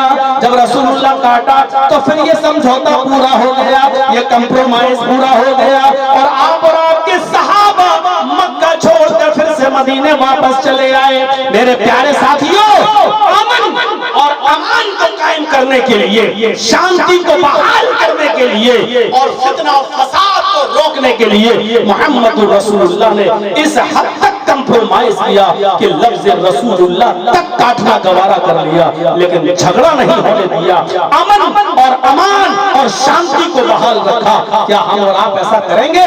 क्या हम और आप छोटे बाप की थोड़ी देर के लिए बेटे बनेंगे? क्या हम आप मोहम्मद रसूलुल्लाह से सीखेंगे कि इस मुल्क में अमन कैसे पैदा हो, इस मुल्क के अंदर फसाद कैसे रुके, इस मुल्क के अंदर झगड़ा कैसे खत्म हो? क्या हम और आप ये कुर्बानी देंगे जो जनाब मोहम्मद रसूलुल्लाह सल्लल्लाहु अलैहि वसल्लम ने दी है? हम तो बड़े बाप के बेटे हैं, ठीक है, आज तुम्हारी तादाद ज्यादा है, रिमोट कंट्रोल भी तुम्हारे हाथ में है, अब तुम झंडे लेकर हमारी मस्जिदों के पास से भी जय श्री राम के नारे लगाकर निकलोगे तो अब लोग चढ़ाएंगे जो जज्बाती होंगे, नौजवान तबका, खास तौर पर शराबी जुआरी, अच्छा मेरी मस्जिद के पास से नारे लगाते गुजरोगे, भड़काएंगे, अरे कैसे मर्द हो तुम, ना मर्द हो तुम, तुम्हारी मस्जिद के पास से ये लोग नारे लगाते हुए चले गए और तुमने कुछ नहीं किया, ये भड़काएंगे, ये बहकाएंगे। मेरे प्यारे साथियों, इस मौके पर अमन अमान को कायम करने की जरूरत है। इस मौके पर उन्होंने तो हिलाया है आपको और आप पेप्सी और थम्स अप की बोतल बन गए। अब जाहिर बात है कि ढक्कन खोलोगे तो वो एकदम फैना बनकर निकल जाएगा। उन्होंने हिलाया और हम हिल गए और जब ढक्कन खोला तो आधी से ज्यादा बोतल खाली हो गई। पता चला हमारे सैकड़ों मुसलमानों के घरों पर बुलडोजर बन चुका है। क्यों? अच्छा, तो मस्जिद के घर, अपने घर की छत से खड़े होकर तुमने हमारे जुलूस पर थूका था, घर जला दिए गए, बुलडोजर चल गए मध्य प्रदेश के अंदर, उज्जैन के अंदर, और बाद में हाई कोर्ट, मध्य प्रदेश की हाई कोर्ट ने कहा कि थूकना साबित ही नहीं हुआ, ये सब झूठा मुकदमा था और उनको इतने महीनों सालों के बाद बाइज्जत बरी कर दिया है। लेकिन उनके घर तो टूट गए ना, उनके ऊपर तो बुलडोजर चल गए ना। आपको तो थोड़ा सा हिलाया, आप हिल गए, ये थम्स अप और पेप्सी की बोतल का हिलाने के बाद तो उसका अंजाम ये होगा कि वो आधी से ज्यादा खाली हो चुकी होगी। मेरे भाइयों, आज हम बिल्कुल उसी तरीके से हैं। एक सोडा वाटर की बोतल बन गए हैं, पेप्सी और थम्स अप की बोतल बने हुए हैं। हमको थोड़ा हिलाए, हमको गुस्सा तो आता है लेकिन हिला दिया, अब कोई खोल के हमको देख रहा है, हम हमारे जोश में बढ़ गए आगे। बाद में पता चला कि हम भी बर्बाद, बच्चे भी बर्बाद, बीवी बेवा, बच्चे यतीम, घर पर बुलडोजर। मेरे प्यारे साथियों, ये मौका है अपने आप को बचाने का, अपने बच्चों को बचाने का, अपने घरों को बचाने का, क्योंकि सत्यपाल मलिक की भविष्यवाणी यही है कि ये कुछ भी कर सकते हैं, किसी भी हद तक जा सकते हैं। इस मौके पर जरूरत है अपने आप को ऐसे माहौल में ढालने की जो जनाब मोहम्मद रसूलुल्लाह सल्लल्लाहु अलैहि वसल्लम ने बनाया। ये अमन व अमान जहां तक हो सके झगड़ा और फसाद मत होने दीजिए, मुआशरे के अंदर और सोसाइटी के अंदर और समाज के अंदर। कुरान हमें सिखाता है, ला तसुब्बुल्लज़ीन यदऊन मिन दूनिल्लाहि बिगैरि इल्मिन फयसुब्बुल्लाह अदवन। ला तसुब्बुल्लज़ीन यदऊन मिन दूनिल्लाहि, आए लोगों, तुम उन लोगों को गालियां मत दो। ला तसुब्बुल्लज़ीन यदऊन मिन दूनिल्लाह फयसुब्बुल्लाह अदवन बिगैरि इल्म। तुम उन लोगों को गालियां मत दो जो अल्लाह के अलावा दूसरों की इबादत करते हैं, जो अल्लाह के अलावा दूसरों की पूजा करते हैं, यानी जो देवी देवताओं की, बुतों की, मूर्तियों की पूजा करते हैं या अल्लाह को छोड़कर दूसरों को अपना खुदा मानते हैं। तुम उनको गालियां मत दो। अगर तुम उनको गालियां दोगे तो उसके जवाब में क्या होगा? फयसुब्बुल्लाह अदवन बिगैरि इल्मिन, जवाब में वो तुम्हारे असली अल्लाह को गाली देंगे।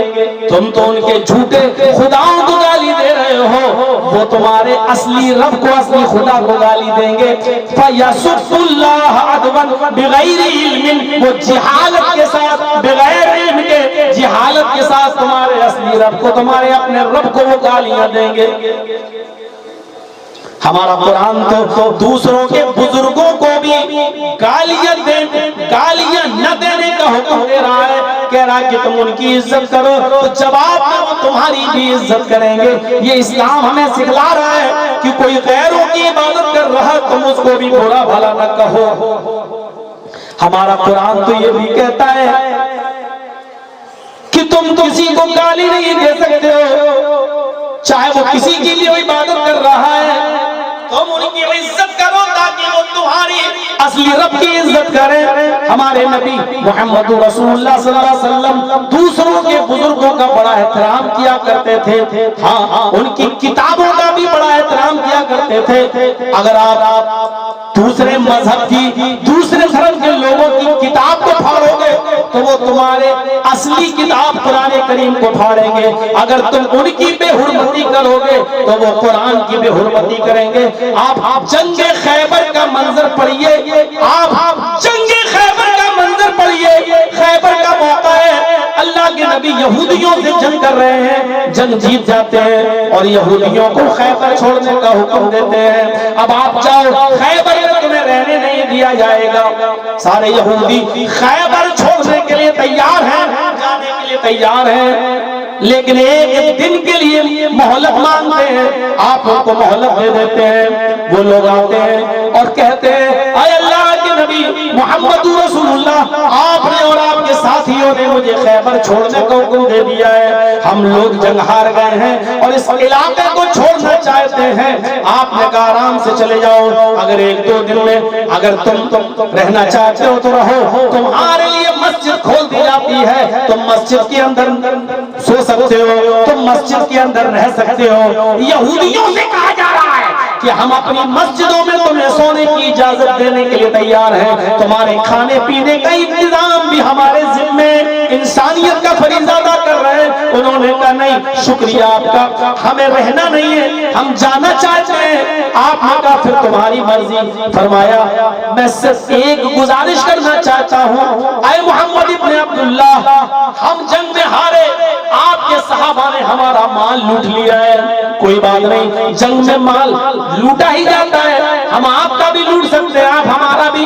हमें माल नहीं चाहिए। आपने जो लूटा है वो आपका, आपके सहाबा ने जो हमसे छीना है मैदाने जंग में वो माल आपका, लेकिन हमसे कितना चाहते हैं ऐ मुहम्मदुर रसूलुल्लाह, आपके सहाबा ने हमारा माल लूटते वक्त हमारी किताब तौरात भी लूट ली है, हमारी किताब तौरात के नुस्खे भी उनके पास हैं। उन्होंने जब माल पर कब्जा किया तो उन माल में तौरात भी है, हम तौरात की तिलावत करते हैं, हम मूसा पर ईमान लाए हैं, हम मूसा को नबी मानते हैं और तौरात की तिलावत करते हैं। ऐ मोहम्मद इब्न अब्दुल्लाह, तौरात आपकी किसी काम की नहीं है, हम चाहते हैं कि हमें हमारी किताब दे दी जाए, हमें हमारी मजहबी किताब तौरात वापस कर दी जाए। अल्लाह के नबी ने फौरन सहाबा को हुक्म दिया, आए सहाबियों इधर आओ, तुमने इनके माल लूटे, मुझे कोई एतराज नहीं है, ये माले गनीमत है जो तुम्हें मिला है,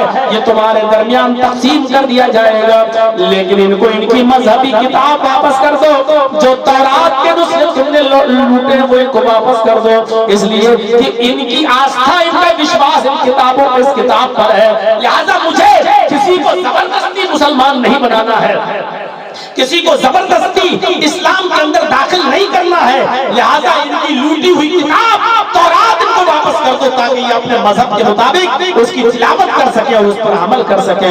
आपने सहाबे किराम से तौरात के नुस्खे लेकर उन यहूदियों को वापस करवा दिया, उन यहूदियों को तौरात के वो नुस्खे दे दिए। आप किसी की किताब को नहीं दे सकते हैं, आप दूसरे मजहब की किताबों का एहतराम करेंगे तो आपकी किताब कुरान का भी एहतराम किया जाएगा, और अगर आप दूसरी किताबों का मजाक उड़ाएंगे तो फिर आपकी किताब कुरान करीम का भी मजाक उड़ाया जाएगा। इस्लाम कहता है दूसरे बुजुर्गों की इज्जत करो ताकि तुम्हारे सबसे बड़े बुजुर्ग मोहम्मद रसूलुल्लाह की इज्जत हो। इस्लाम कहता है तुम दूसरों के देवी देवताओं खुदाओं को गाली न दो ताकि वो तुम्हारे खुदा को, तुम्हारे रब को गाली न दें। हमारा इस्लाम कहता है तुम दूसरों की किताबों का एहतराम करो ताकि तुम्हारी किताब कुरान का भी एहतराम किया जाए। आप दूसरों की किताबों में आग लगाएं और ये सोचें कि कुरान महफूज रहेगा, ऐसा नहीं हो सकता है। अगर आप चाहते हो कि मोहम्मद रसूलुल्लाह की इज्जत हो तो आपको भी दूसरे बुजुर्गों की इज्जत करना पड़ेगी। अगर आप चाहते हैं कि लोग मेरे रब का मजाक न उड़ाएं तो आपको दूसरों के देवी देवताओं और खुदाओं का एहतराम करना होगा, उनको अदब और इज्जत के साथ उनका नाम लेना होगा। इबादत न करिए लेकिन नाम अदब और एहतराम के साथ लेना होगा। आप राम जी का जब नाम लें तो पूरा नाम लेकर रामचंद्र जी कहें, आप कृष्ण का नाम लें तो पूरा नाम लेकर श्री कृष्ण का नाम लें, कृष्ण जी कह दें, उनका नाम लें। जब आप ये सब कहोगे तो जवाब में ये भी मोहम्मद मोहम्मद नहीं बल्कि मोहम्मद साहब कहेंगे। मेरे भाइयों गौर करो, जब दूसरों के बुजुर्गों का एहतराम करोगे तो आपके भी बुजुर्ग का एहतराम किया जाएगा, और दूसरों के बुजुर्गों को गाली दोगे तो याद रखो मोहम्मद रसूलुल्लाह को भी फिर गाली दी जाएगी। दूसरे देवी देवताओं को बुरा भला कहोगे तो अल्लाह को भी गाली दी जाएगी। अगर आप चाहते हो कि इस्लाम की इज्जत हो तो तुम्हें दूसरे धर्म की इज्जत करना पड़ेगी। अगर आप चाहते हो हमारे नबी का एहतराम हो तो दूसरों के बुजुर्गों का एहतराम करना होगा। अगर आप चाहते हो हमारी किताब कुरान की सुरक्षा हो तो दूसरों की किताब की रक्षा भी आपको करना होगी। ये इस्लाम शिक्षा देता है, इसमें कोई बुराई नहीं है। इस्लाम ये दावत देता है, इस्लाम हमें ये सिखाता है, और ये करने से फसाद की कोई शक्ल पैदा नहीं हो सकती है। लोग एक मीडिया वाला हमसे कहता है कि मौलाना साहब अब तो क्या कहोगे, अब तो ये राज आ गया, वो राज आ गया, अब तो खुश आप तो खुश होंगे, आप तो खुश नहीं होंगे, आप तो यही चाहेंगे कि यूपी में अखिलेश आ जाए। मैंने कहा क्यों, अखिलेश मुसलमान है क्या? हमने कहा भाई यूपी में जो भी आ जाएगा वो तो हिंदू ही होगा ना। मायावती आ जाए तो वो भी हिंदू, अखिलेश आ जाए तो वो भी हिंदू, दिल्ली में केजरीवाल आ जाए तो वो भी हिंदू। हमने कहा ये बताओ मुझे बीजेपी के आने से रंज क्यों होगा और अखिलेश या मायावती के आने से खुशी क्यों होगी?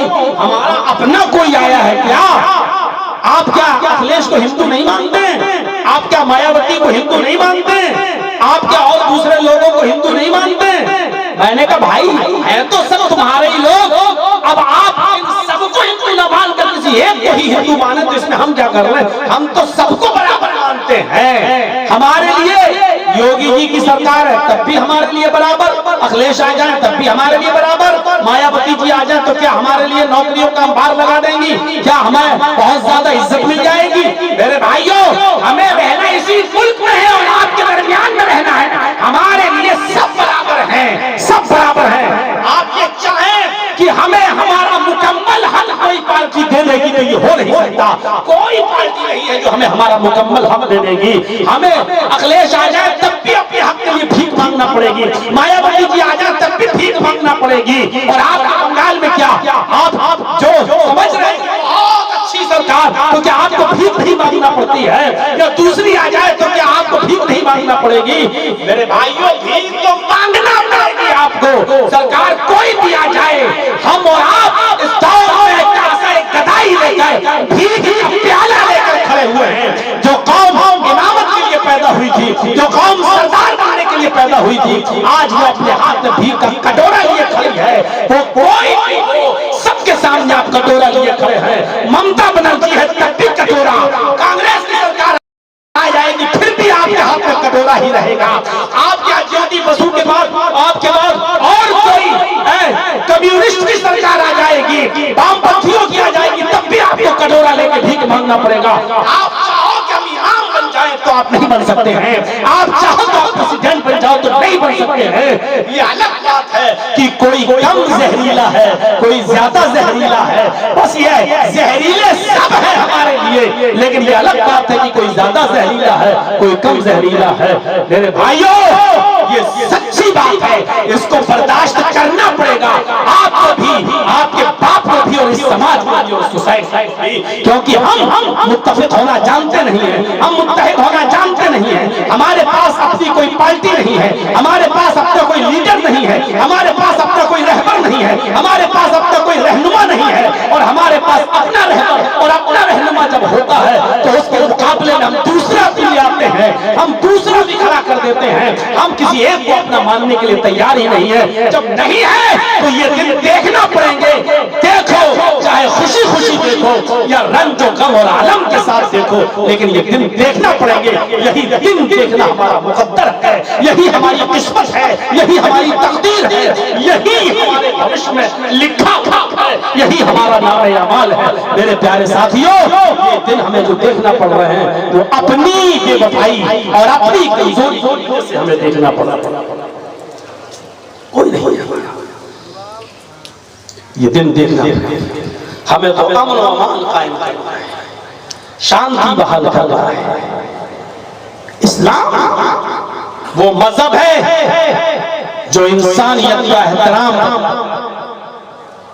जिस तरह दूसरों के माबूदों का इज्जत करोगे तो आपके माबूद की इज्जत होगी, दूसरे के बुजुर्गों की इज्जत करोगे तो आपके बुजुर्ग मोहम्मद रसूलुल्लाह की इज्जत होगी, दूसरों की किताबों की इज्जत करोगे तो आपकी किताब कुरान की इज्जत होगी, दूसरों की इबादत गाहों की इज्जत करोगे तो आपकी इबादत गाह की इज्जत होगी। हजरत उमर फारूक का वाकया याद है ना, मैंने कहीं सुनाया था, इसी इलाके में याद नहीं कहा। हजरत उमर फारूक जब बैतुल मुकद्दस गए, फतह होने के बाद तो बैतुल मुकद्दस से पहले यरूशलेम पड़ता है, और यरूशलेम में बैतुल मुकद्दस है मैं मानता हूँ, लेकिन बैतुल मुकद्दस से पहले 10, 12, 15 किलोमीटर पहले गिरजा पड़ता है, ईसाइयों का गिरजा, बहुत बड़ा गिरजा। जब वहां पहुंचे तो नमाज का टाइम हो गया, वुजू बनाया और जमीन पर ही चादर बिछा ली ईसाइयों ने कहा इस जमीन पर आप क्यों नमाज पढ़ रहे हैं, हमारे गिरजा में चलिए और नमाज पढ़ लीजिए साहब, हमने कोई मूर्ति नहीं लगाई है। हजरत उमर ने कहा अगर मूर्ति नहीं है तो हमें नमाज पढ़ने में कोई एतराज नहीं। हजरत उमर अपने साथियों के साथ चले जाते हैं गिरजा में, देखते कोई मूर्ति नहीं है, धो दिया गया है गिरजा, चटाई बिछा ली, नमाज पढ़ने वाले हैं लेकिन नमाज पढ़े नहीं, अल्लाह अकबर कहने वाले हैं लेकिन कहा नहीं। चटाई उठाई और बाहर आ गए और फिर उसी जमीन पर बाहर सड़क पर रोड पर उन्होंने चटाई बिछाई और आपने और आपके गुलाम असलम ने वहीं पर नमाज पढ़ी। आपने और आपके गुलाम अफलाह ने वहीं पर नमाज पढ़ दी। ईसाइयों ने कहा हमने तो आपको अपने गिरजा में इजाजत दे दी थी, फिर आपने बाहर नमाज क्यों पढ़ी है? क्या हमारा गिरजा नापाक था या हमारे गिरजे में अगर आप नमाज पढ़ते तो क्या आपकी नमाज नहीं होती? उस ईसाई ने भाईचारा दिखलाया, हमने आपके लिए अपना इबादत खाना छोड़ दिया और आपने नमाज नहीं पढ़ी। हजरत उमर फारूक ने उस ईसाई को उस पादरी को गले से लगाया, फरमाया मैंने तुम्हारे गिरजा को नापाक नहीं कहा है और मैंने उसको गलत भी नहीं कहा है, मैं ये भी नहीं कहता हूँ कि तुम्हारे गिरजा में अगर मैं नमाज पढ़ लूंगा तो मेरी नमाज नहीं होगी, मेरी नमाज हो जाएगी। फरमाया फिर क्यों नहीं पढ़ा? कहा मैंने इसलिए नहीं पढ़ा कि मैंने ये सोचा आज अगर मैंने तुम्हारे गिरजा में नमाज पढ़ ली तो मेरे बाद आने वाले लोग, मेरे इंतकाल के बाद पैदा होने वाले लोग कहीं ये न सोचने लगे कि इस गिरजा में कभी हजरत उमर ने नमाज पढ़ी है, ये पहले मस्जिद रही होगी, बाद में ईसाइयों ने कब्जा कर लिया और इस पर गिरजा बना लिया। लिहाजा मुसलमान जोश में आकर कहीं आपकी गिरजा को तोड़ न दें, आपकी गिरजा को कहीं आग न लगा दें और यहाँ पर अपनी मस्जिद न बना लें, क्योंकि जिस जगह गिरजा होगा उसको तोड़कर मस्जिद बनाई जाएगी तो वहाँ हमारी नमाज होगी नहीं, वहाँ हमारी नमाज जायज नहीं है। तो हमने ये सोचकर उसमें नमाज न पढ़ी। क्या उमर आज तूने अगर उसमें नमाज पढ़ ली तो आने वाले मुसलमान कहीं इस गिरजा को मस्जिद न समझने लगे और कहीं बाद में इस गिरजा को तोड़कर खत्म न कर दें और यहाँ अपनी मस्जिद न बना लें। मेरे साथियों, मीडिया वालों, अगर तुम्हारे कलमों में ताकत है तो लिखो और जुर्रत है तो बयान करो। इस्लाम वो मजहब है जो डंके की चोट पर कहता है किसी भी जगह मंदिर हो, मस्जिद, गिरजा हो, माबद हो, चर्च हो, अगर वो पहले से है उस जगह पर कब्जा कर लिया जाए या उस जगह को तोड़ दिया जाए और उस पर कोई मस्जिद बनाई जाए, इस्लाम वाहिद वो मजहब है जो ये कहता है कि उस मस्जिद में तुम्हारी नमाज नहीं होगी। पूरी जिंदगी नमाज पढ़ोगे तो उस मस्जिद के अंदर तुम्हारी नमाज नहीं होगी। मेरे भाइयों, बाबरी मस्जिद गई तो गई, हमें खुशी है इस बात की कि अल्हम्दुलिल्लाह जो हम कहते थे वही हुआ। सुप्रीम कोर्ट ने फैसला नहीं किया, बीच का एक रास्ता बता दिया। अल्लाह की कसम, अदालतें आस्था नहीं देती हैं, अदालतें रहमो करम नहीं देती हैं। अदालतों का काम साक्ष्य की बुनियाद पर फैसला करना होता है और यहाँ फैसला नहीं हुआ है। यहाँ बीच का निकाला गया है, मंदिर की जगह मस्जिद की जगह मंदिर को देकर और उसके बदले में 5 एकड़ जमीन धानधनीपुर के अंदर अयोध्या से 25 किलोमीटर दूर जाकर हमें दे दी गई। अरे जब वो हमारी जमीन ही नहीं, आप मानते हो कि वो हिंदू भाइयों की जमीन है, तो मेरे भाइयों उनको दे देते, फिर हमें उसके बदले में 5 एकड़ जमीन देने का मतलब क्या है? मुझे बताओ, ये कहाँ का इंसाफ है? ये कहाँ का न्याय है? ये कहाँ की बुनियाद है? ये 5 एकड़ जमीन आपने हड्डी डाली है हमारी तरफ। क्या तुम तो कुत्ते हो? तुम्हारी औकात यही है, तुम इतने में खुश रहो। इस कोर्ट ने फैसला नहीं सुनाया है, मैं डंके की चोट छोड़ कहता हूँ। सुप्रीम कोर्ट ने बीच का रास्ता निकाला है कि बस इस मसले को सुलझाने का यही एक तरीका है कि जगह हिंदुओं को दे दी जाए और मस्जिद के लिए 25 किलोमीटर दूर जाकर अयोध्या से वहां जाकर 5 एकड़ जमीन इनको दे दी जाए। लेकिन मुझे खुशी है इस बात की कि सुप्रीम कोर्ट ने ये माना है कि वहां 500 साल तक नमाज पढ़ी जाती रही है। ये भी माना है कि यहाँ मस्जिद थी। सुप्रीम कोर्ट के अपने फैसले में ये भी माना है सन 1949 में नाजायज तरीके से मूर्ति रखी गई। सुप्रीम कोर्ट ने यह भी माना है कि मस्जिद मंदिर तोड़कर नहीं बनाई गई। मेरे भाइयों, यही तो हमारी लड़ाई है। आप कहते हो कि बाबर ने मंदिर तोड़कर मस्जिद बनाई, सुप्रीम कोर्ट ने अपने फैसले में कहा है मंदिर तोड़कर मस्जिद नहीं बनाई गई। आपने फैसला किया, सुप्रीम कोर्ट का फैसला माना, लेकिन हम फिर भी जीत गए हैं। इसलिए जीते कि हमने ये साबित कर दिया कोर्ट के अंदर कि मंदिर तोड़कर मस्जिद नहीं बनाई गई है। यही हमारी सबसे बड़ी जीत है। अरे भाइयों, अब उस पर जो ताबीर करना चाहो करो, जो खड़ा करना चाहो खड़ा करो। हम न लड़ेंगे न जंग करेंगे, इसलिए कि हम अमन पसंद लोग हैं, हम फसाद नहीं फैलाना चाहते हैं। अगर इसके बरक्स फैसला आता तो अभी कितनी और मस्जिदें तोड़ दी जाती, कितने और त्रिशूल निकल आते, कितना और जजों को गालियां पड़ती और कितने लोग अपनी तलवारें और त्रिशूल से बाहर निकाल लेते। अगर ये फैसला इसके उल्टे आता तो मेरे भाइयों, अमन पसंद लोग हैं। जब ये फैसला आया तो किसी मुसलमान ने चूम चिरा नहीं कहा। ये अलग बात है कि फैसले से हम खुश नहीं हैं, ये सच है, हमारा दिल खुश नहीं है, लेकिन हमने माना है, हमने तस्लीम किया है। और सबसे बड़ी बात यह है कि हमने सुप्रीम कोर्ट का फिर भी शुक्रिया अदा किया है कि आपने तस्लीम किया कि वहां मस्जिद थी, वहां नमाज पढ़ी जाती थी। आपने ये भी तस्लीम किया कि 1949 में 49 में मूर्ति रखी गई, गलत तरीके से रखी गई। आपने ये भी माना कि मस्जिद को गिराया जाना भी गलत था, मस्जिद को डेमोलाइज नहीं करना चाहिए था, नहीं गिराना चाहिए था। ये भी माना और ये भी माना कि जिस जगह पर मस्जिद थी वहां मंदिर तोड़कर मस्जिद नहीं बनाई गई। इतने साक्ष्य होने के बावजूद ये कह दिया गया कि मैं मुसलमानों को ये जगह नहीं दे सकता हूँ, मुसलमानों को 25 किलोमीटर दूर जगह दूंगा, वहां जाकर मस्जिद बना ले। ये फैसला है, हर अक्लमंद इंसान समझ सकता है कि ये फैसला है या बीच का एक रास्ता निकालने की कोशिश की है। तो मेरे भाइयों, हम तो डंके की चोट चोट कहते हैं, जिस जगह मंदिर होगा और मंदिर तोड़ के मस्जिद बनाई गई होगी, चर्च तोड़ के मस्जिद बनाई गई होगी, गिरजा तोड़ के मस्जिद बनाई गई होगी, किसी का भी इबादत खाना तोड़ कर मस्जिद बनाया गया, मस्जिद बनाई गई होगी, तो उस जगह पर हमारी नमाज नहीं होगी। आप दूसरे के खेत में नमाज नहीं पढ़ सकते हैं जनाब। ये खेत है बगल में, मुसलमान ही का है, नमाज का टाइम हो गया है, आपको उस खेत के मालिक से इजाजत लेना पड़ेगी कि नमाज का वक्त हो गया, मैं यहाँ नमाज पढ़ लूं। मैं जानता हूं कि वो कुछ नहीं कहेगा, लेकिन फिर भी आपको इजाजत लेना पड़ेगी, क्योंकि नमाज पढ़ना इबादत है और इबादत किसी की भी जमीन पर बिना उसकी इजाजत के नहीं आप पढ़ सकते हैं।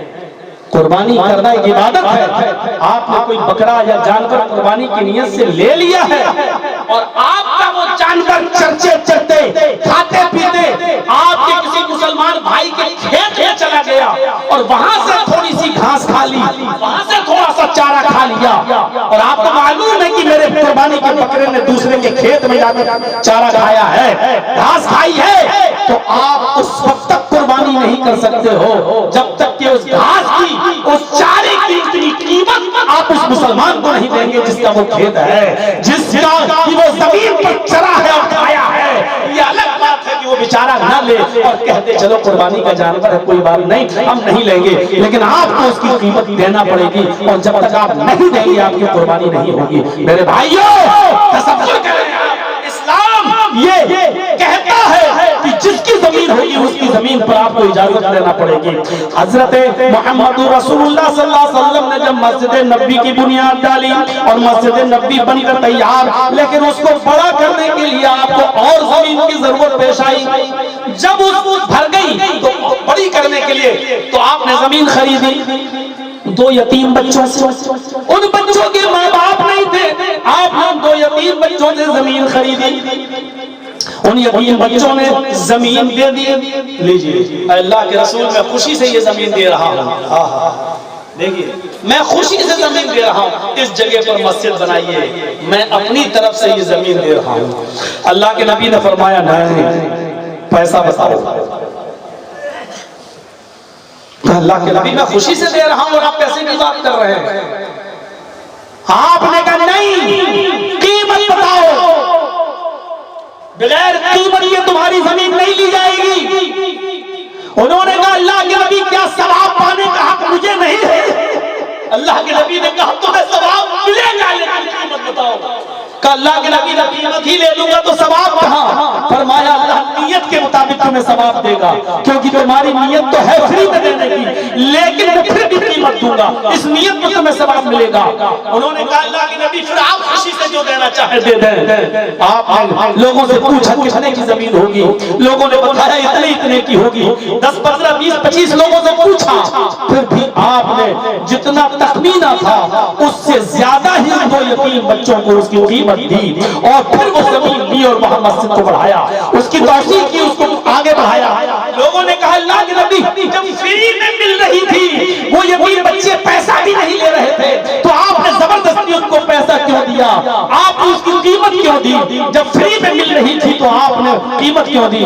फरमाया इसलिए ताकि कोई आगे आने वाले नस्ल, आगे आने वाली कौम ये न कह सके कि देखो मोहम्मद ने यतीम बच्चों को बेवकूफ बनाकर, सवाब दिखाकर, उनको हरी हरी बातें बताकर उनको बहका लिया और यतीम बच्चों का हक मार लिया। उन यतीम बच्चों का हक मारकर मस्जिद नबी बनाई गई है, ताकि बाद में आने वाले लोग ये न कहें इसलिए मैंने यतीम बच्चों को उनकी जमीन की कीमत दी है, ताकि कोई ये कहे कि मोहम्मद ने यतीम बच्चों का हक मार लिया है। ये है मस्जिद, मस्जिद की वसाअत, ये मस्जिद की अहमियत। यतीम बच्चे अपनी मर्जी से दे रहे हैं, लेकिन मोहम्मद रसूलुल्लाह उसके बाद भी उनको कीमत दे रहे हैं, ताकि कोई ये न कह सके कि मोहम्मद रसूलुल्लाह ने हक मारा है। मेरे भाइयों, जब आप ये यतीम बच्चों की जमीन फ्री में नहीं ली है, जबकि वो दे रहे थे, तो गैर मुस्लिमों के मंदिर की जमीन पर, चर्च की जमीन पर, गिरजा की जमीन पर हमारी मस्जिद कैसे बनाई जा सकती है और उसमें हमारी नमाज कैसे हो सकती है?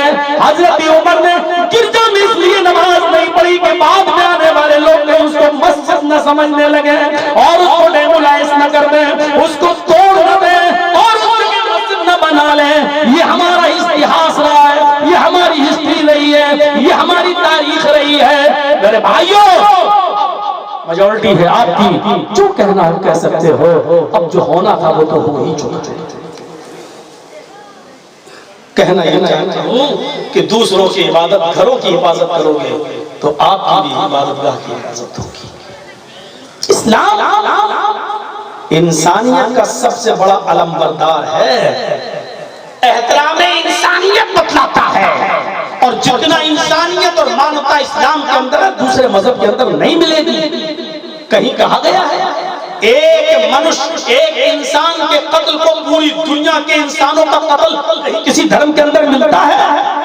क्या हिंदू धर्म ये कहेगा एक इंसान का कत्ल पूरी इंसानियत का कत्ल है? नहीं, कुरान कहता है एक मुसलमान का नहीं, एक इंसान का कत्ल नफ्स, एक इंसान का कत्ल पूरी मानवता और पूरी इंसानियत का कत्ल है। मन कतल नफ्सन बिगैर नफ्सिन फकअन्नमा कतलन नास जमिया, जिसने एक मनुष्य को, एक इंसान को कत्ल कर दिया, उसने पूरी दुनिया की इंसानियत को कत्ल कर डाला। ये इस्लाम है जो ये कहता है कि रास्ते में केले का छिलका पड़ा है, रास्ते में पत्थर पड़ा है, रास्ते में कंकर पड़ा है, रास्ते में कोई तकलीफ देने वाली चीज पड़ी है, आप बाइक से जा रहे हैं तो बाइक से उतर जाओ, उस तकलीफ देने वाली चीज को उठाकर फेंक दो, चाहे उससे मुसलमान गुजर रहा हो या हिंदू या ईसाई, कोई भी गुजरे, लेकिन आपको बाइक रोकना पड़ेगी, आपको साइकिल रोकना पड़ेगी। अगर आप 4 व्हीलर में बैठे हैं और आपकी नजर पड़ गई केले के छिलके पर, आपकी नजर पड़ गई सड़क पर पड़े हुए पत्थर पर, साइड में गाड़ी खड़ी कीजिए और उस तकलीफदेह चीज को आप उठाकर सड़क के किनारे नाली में फेंक दीजिए, ताकि आपकी गाड़ी के गुजर जाने के बाद कोई बूढ़ा उस छिलके पर पैर रख के फिसल न जाए, कोई बच्चा फिसल न जाए, कोई हामिला औरत, गर्भवती महिला कहीं उस केले के छिलके पर पैर रख के फिसल न जाए और उसके पेट का हमल कहीं जाया ना हो जाए। इस्लाम कहता है तकलीफ की चीज को हटा दोगे तो ये ईमान का एक हिस्सा है। फरमाया अल्लाह के नबी ने इमातुल रज़ान तरीक, रास्ते से तकलीफ की चीज को हटा देना ये इस्लाम का एक हिस्सा है। इस्लाम का एक पार्ट ऑफ ईमान, ये ईमान का एक हिस्सा है। ये इस्लाम है जो मानता ये सिखलाता है कि जिसका पड़ोसी भूखा सो गया और आपने पेट भर के खाना खाया, आपके पड़ोसी चाहे हिंदू हो, आपका पड़ोसी यहूदी हो, आपका पड़ोसी ईसाई हो, आपका पड़ोसी जैनी हो, आपका पड़ोसी सिख हो, कोई भी हो, अगर वो भूखा सो गया और आपने दस्तरखान लगाकर बीवी बच्चों के साथ पेट भर के खाना खाया, रात में उठ के तहज्जुद की नमाज भी पढ़ी, अल्लाह की कसम आपकी तहज्जुद की नमाज कबूल नहीं होगी। अल्लाह की कसम फजर की नमाज आपकी कबूल नहीं होगी, क्योंकि आपको मालूम है कि पड़ोसी भूखा सो गया। इसी को अल्लाह के नबी ने 3 बार कहा, वल्लाही ला युमिन, वल्लाही ला युमिन, वल्लाही ला युमिन। अल्लाह की कसम वो मोमिन नहीं, अल्लाह की कसम वो मोमिन नहीं, अल्लाह की कसम वो मोमिन नहीं। सहाबा ने कहा अल्लाह कौन मोमिन नहीं है, अल्लाह के नबी कौन मुसलमान नहीं? फरमाया जो पेट भर के खाना खा ले और उसका पड़ोसी भूखा सो जाए। पड़ोसी में न हिंदू की कैद, न मुसलमान की, न सिख की, न ईसाई की, इंसान का लफ्ज है जो खुद खा ले और अपने पड़ोसी को भूखा सुला दे। पड़ोसी भूखा सो जाए वो मुसलमान नहीं। मेरे भाइयों ये इंसानियत है जो इस्लाम बयान करता है। आए बिरयानी खाने वालों, आए अच्छी ग़िज़ाएं खाने वालों, अल्लाह के नबी सल्लल्लाहु अलैहि वसल्लम फरमाते हैं जब रात का खाना बनाओ तो शोरबा कुछ बढ़ा लो, पानी कुछ ज्यादा डाल दो, ताकि आपके बच्चों के साथ साथ पड़ोसी की भी भूख मिट जाए। आप पड़ोसी में नहीं जाते हैं, आप अपने बच्चों को किसी बहाने भेज सकते हैं। तुम्हारे घर में कुछ पकड़ा या नहीं, आपकी बीवी भी उसकी बीवी से मिलने जा सकती है, घर का पता लगा सकती है। ये आपका काम है पता लगाना, ये आपकी ड्यूटी है कि पड़ोसी के घर में कुछ पकड़ाया नहीं। अल्लाह के कसम अगर पड़ोसी भूखा सो गया और आपने शेर होकर खाया और फजर पड़ी, तहज्जुद पड़ी तो हम मोमिन नहीं है। फरमाया अल्लाह के नबी ने वल्लाही ला युमिन, अल्लाह की कसम वो मोमिन नहीं। इंसानियत का ऐसा आलम बरदार है ये मजहब जो हिंदू मुस्लिम की कैद नहीं लगाता, पड़ोसी का लफ्ज इस्तेमाल करता है। पड़ोसी भूखा नहीं सोना चाहिए, ये इस्लाम बताता है। आप रोजे से हैं, आप रोजे से हैं, आप रोजे की हालत में आपने ज़ोहर की नमाज पढ़ी है, भूख की शिद्दत है लेकिन रोजा नहीं तोड़ना चाहते हैं। पता चला आपके पड़ोसी का बच्चा या आपके पड़ोसी की बीवी या आपका पड़ोसी एक्सीडेंट हो गया और वो हॉस्पिटल में एडमिट है और उसका ब्लड ग्रुप आपके ब्लड ग्रुप से टच हो रहा है। डॉक्टर ने एक बोतल अर्जेंट खून के लिए कहा है और उसी ग्रुप का खून चाहिए। आपका खून आपके पड़ोसी के खून से या किसी गैर मुस्लिम जो एक्सीडेंट किया उसके खून से टच हो रहा है, मिल रहा है और इस वक्त उसकी जान बचाना जरूरी है। आप ही का खून मेल खा रहा है। इस्लाम ये कहता है उस गैर मुस्लिम भाई की जान बचाने के लिए तू फौरन हॉस्पिटल जा और एक बोतल खून दे दे, 250 ग्राम, 300 ग्राम, 200 ग्राम, जितना भी लग रहा है उसको दे दे, आज उसकी जान बचा ले। खून की जांच के लिए 2 ml, 3 ml, 5 ml तक तो ब्लड निकाला जा सकता है रोजे की हालत में और उसकी जांच कराई जा सकती है। लेकिन 200 ग्राम, 300 ग्राम, 500 ग्राम इतना खून निकालने से रोजा टूट जाएगा, रोजा बाकी नहीं रहेगा। यहाँ इस्लाम ये इजाजत देता है कि तू रोजा तोड़ दे लेकिन अपने भाई की जान बचा ले, अगरचे वो हिंदू है, अगरचे वो ईसाई है, अगरचे वो यहूदी है। फर्ज रोजे को तोड़ दे इसलिए कि इसकी कज़ा तो बाद में हो जाएगी, लेकिन अगर ये मर गया तो दोबारा इसको जिंदगी नहीं मिलेगी, इस वक्त इसकी जिंदगी बचा ले। मेरे भाइयों इस्लाम ये एहतराम इंसानियत बतलाता है, ये इंसानियत का एहतराम बतलाता है। इस्लाम ये है एहतराम इंसानियत, मेरे भाइयों की उसकी जान बचा लो। रोजा टूट जाएगा तुम्हारा, कोई बात नहीं, गुनाह नहीं पड़ेगा, और उस रोजे की कज़ा बाद में रमजान की बात पूरी कर लो, जब मौका मिले तब कर लो। मेरे भाइयों, ये इस्लाम ये कहता है, ये इंसानियत फितना फसाद को जब इंसानियत का सबूत दोगे तो इंशाअल्लाह ये फूल नफरतों की चिंगारियों पर जब बरसेंगे तो चिंगारियां बुझ जाएंगी। इस्लाम ने हमें ये रास्ता बताया है, और वो वाक़या तो आपने सुना ही होगा। इस्लाम एहतराम इंसानियत का इतना बड़ा अलमबरदार है कि पेट का बच्चा अगरचे नाजायज है, लेकिन इस्लाम उसको भी गिराने की इजाजत नहीं देता। सुना है ना, अल्लाह के नबी के पास एक औरत आई, इन्नी कद असबतुल हद या रसूल अल्लाह, आय अल्लाह के रसूल, मैं हद को पहुंच चुकी हूँ, यानी मैं जिना का शिकार हो चुकी हूँ, मुझे जिना सरजद हो गया है मुझसे, मेरा पति नहीं है, जंगल में लकड़ियां चराने के लिए गई, बकरियां चराने के लिए गई थी, वहां एक चरवाहा था, लकड़हारा था, उसके साथ गलत काम हो गया। आपने फरमाया जाओ, जब तुम खुद अपने जुर्म को कबूल कर रही हो तो चार गवाह की जरूरत नहीं, जाओ इसको संसार कर। कुछ चीजें आपने उससे पूछी हैं जो मैं यहाँ बयान नहीं कर सकता। आपने उससे कहा क्या हकीकी जिना हुआ है? उसने कहा जी। क्या तुम होशो हवास नहीं हो? उसने कहा जी। आपने ये भी कहा सहाबा से इसको चेक करो, कहीं इसके मुंह से शराब की बू तो नहीं आ रही है, यानी नशे में तो नहीं बोल रही है? कहा नहीं। फिर आपने एक जुमला ये भी इस्तेमाल किया, जिना जानती हो? उसने कहा जी अल्लाह के नबी मुझे मालूम है। आपने इशारा किया जैसे सुरमे दानी की सलाई सुरमे दानी के अंदर डाली जाती है, उसको फिर आंख में लगाया जाता है। क्या इस तरीके से तुम्हारे साथ राब्ता किया गया? यानी क्या बिल्कुल साफ साफ दुखूल हुआ है? मर्द की शर्मगाह तुम्हारी शर्मगाह से टच हुई है? उसने कहा आपने कहा ले जाओ इसको, पत्थरों से मार मार के खत्म कर दो।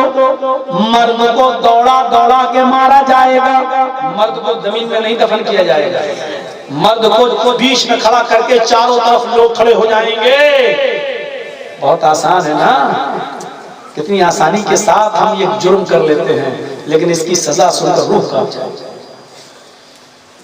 चारों तरफ लोग पत्थर लेकर खड़े होंगे और बीच में इस जिनाकार को खड़ा किया जाएगा और फिर पत्थरों से मारा जाएगा। ये जहां भी भागेगा वहां आदमी पत्थर लेके खड़ा होगा, इसको निकलने नहीं दिया जाएगा उस घेरे से। जहां ये भाग कर जाए वहीं पर पत्थर मारो, और इतना मारो जब तक इसकी रूह न निकले। ये है बहन और बेटियों की इज्जत इस्लाम में। एक बार जिसको ऐसी सजा मिल जाए तो फिर जिंदगी में कोई किसी की बहन और बेटी के ऊपर गलत नजर नहीं डाल सकता है। इस्लाम ने औरतों की इज्जत और आबरू को बचाने के लिए इतना सख्त कानून बनाया है।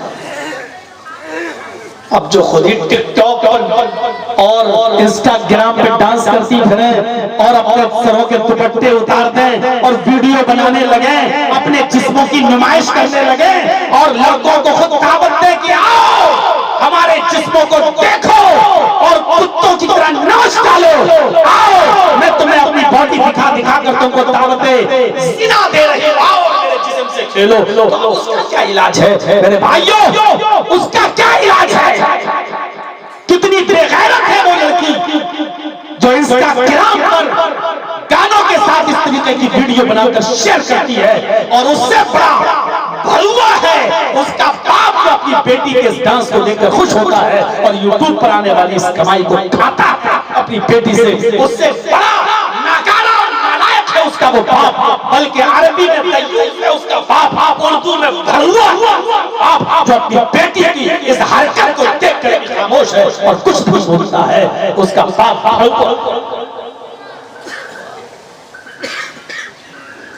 मौलाना कितना भी बोल लो हम मानने वाले नहीं, तो तुम कितना भी कर लो हम भी मानने वाले।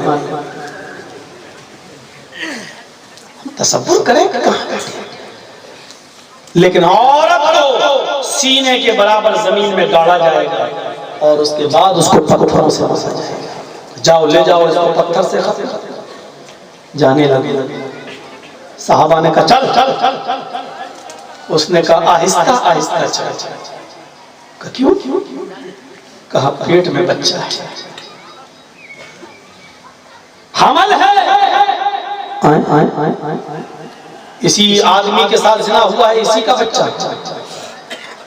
साहबा ने कहा अल्लाह के रसूल इसके पेट में तो हमल है। आपने उस औरत से पूछा हमल है? फिर तुम क्यों नहीं बताई? अल्लाह के रसूल मुझे मारा जाएगा तो बच्चा भी मर जाएगा। अगर मैं इस बच्चे को अगर जन्म दे दूं तो मेरे मरने के बाद ये बच्चा बाप का नाम किसका पाएगा? आपने कहा बच्चे का तो कसूर नहीं है, कसूर तो तेरा है, तो सजा तुझे मिलनी चाहिए इस बच्चे को नहीं। जाओ जाओ जाओ, जब बच्चा पैदा हो जाए तब लेकर आना।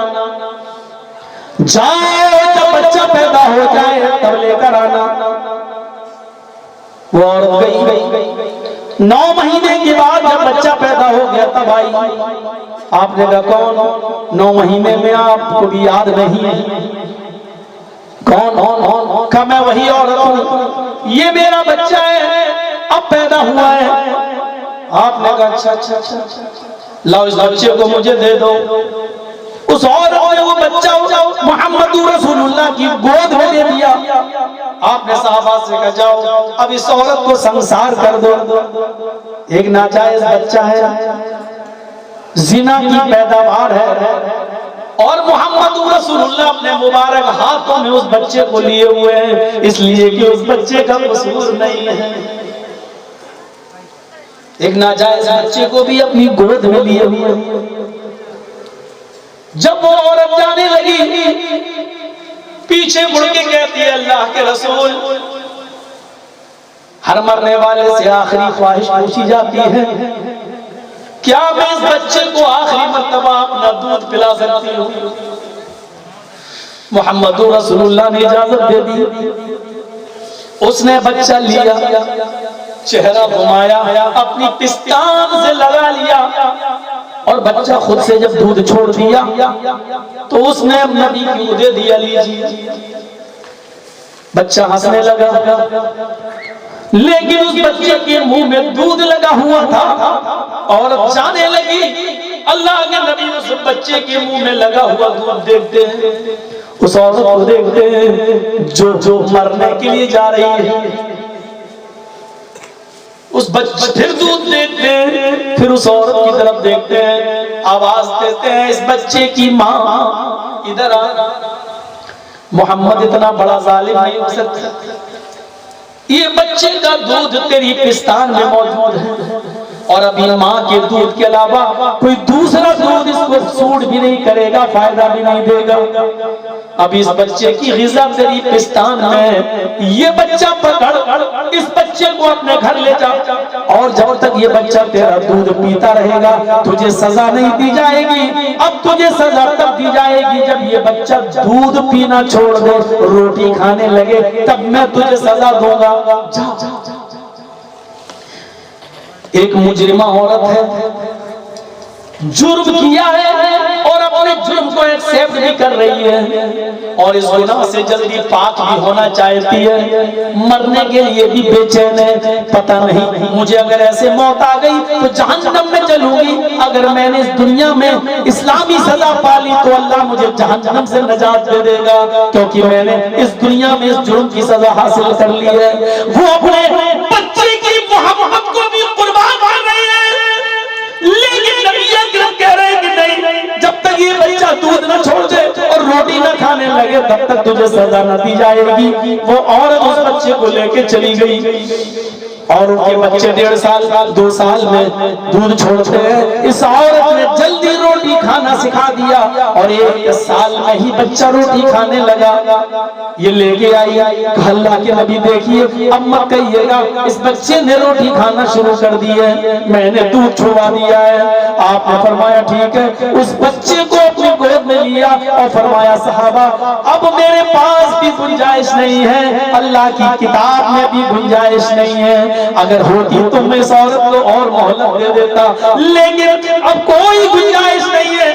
बच्चा पैदा भी हो गया, बच्चा रोटी भी खाने लगा और ये औरत पाक होने के लिए तड़प रही है, अपने गुनाह की सजा पाने के लिए बेचैन है। जाओ इसको ले जाओ और संसार कर दो। उस औरत को सीने के बराबर गाड़ दिया गया और सहाबा ने पत्थरों की बारिश कर करके उस औरत को खत्म कर दिया, उस औरत को मार डाला। उस औरत की रूह निकल गई। पहला पत्थर खालिद इब्न वलीद ने मारा, सर फटता है, खून की छींटें निकलती हैं और खालिद इब्न वलीद के कपड़ों को खराब कर देती हैं। खालिद इब्न वलीद के मुंह से कुछ नाजायज जुमले, कुछ गलत जुमले निकल जाते हैं। आपने खालिद इब्न वलीद से 3 दिन बात नहीं की। खालिद इब्न वलीद आए, फफिदा बी व उम्मी या रसूल अल्लाह, अल्लाह के नबी आपको मैं देख रहा हूँ, आप मुझसे 2-3 दिन से बात नहीं कर रहे हैं, कलाम नहीं कर रहे हैं। आपने फरमाया ऐ खालिद, जब उस औरत को तुमने पत्थर मारा उसके खून के छींटे निकले और उस औरत को तुमने गाली दे दी, कुछ नाजेबा जुमले बोल दिए। फरमाया हाँ मैंने बोला था।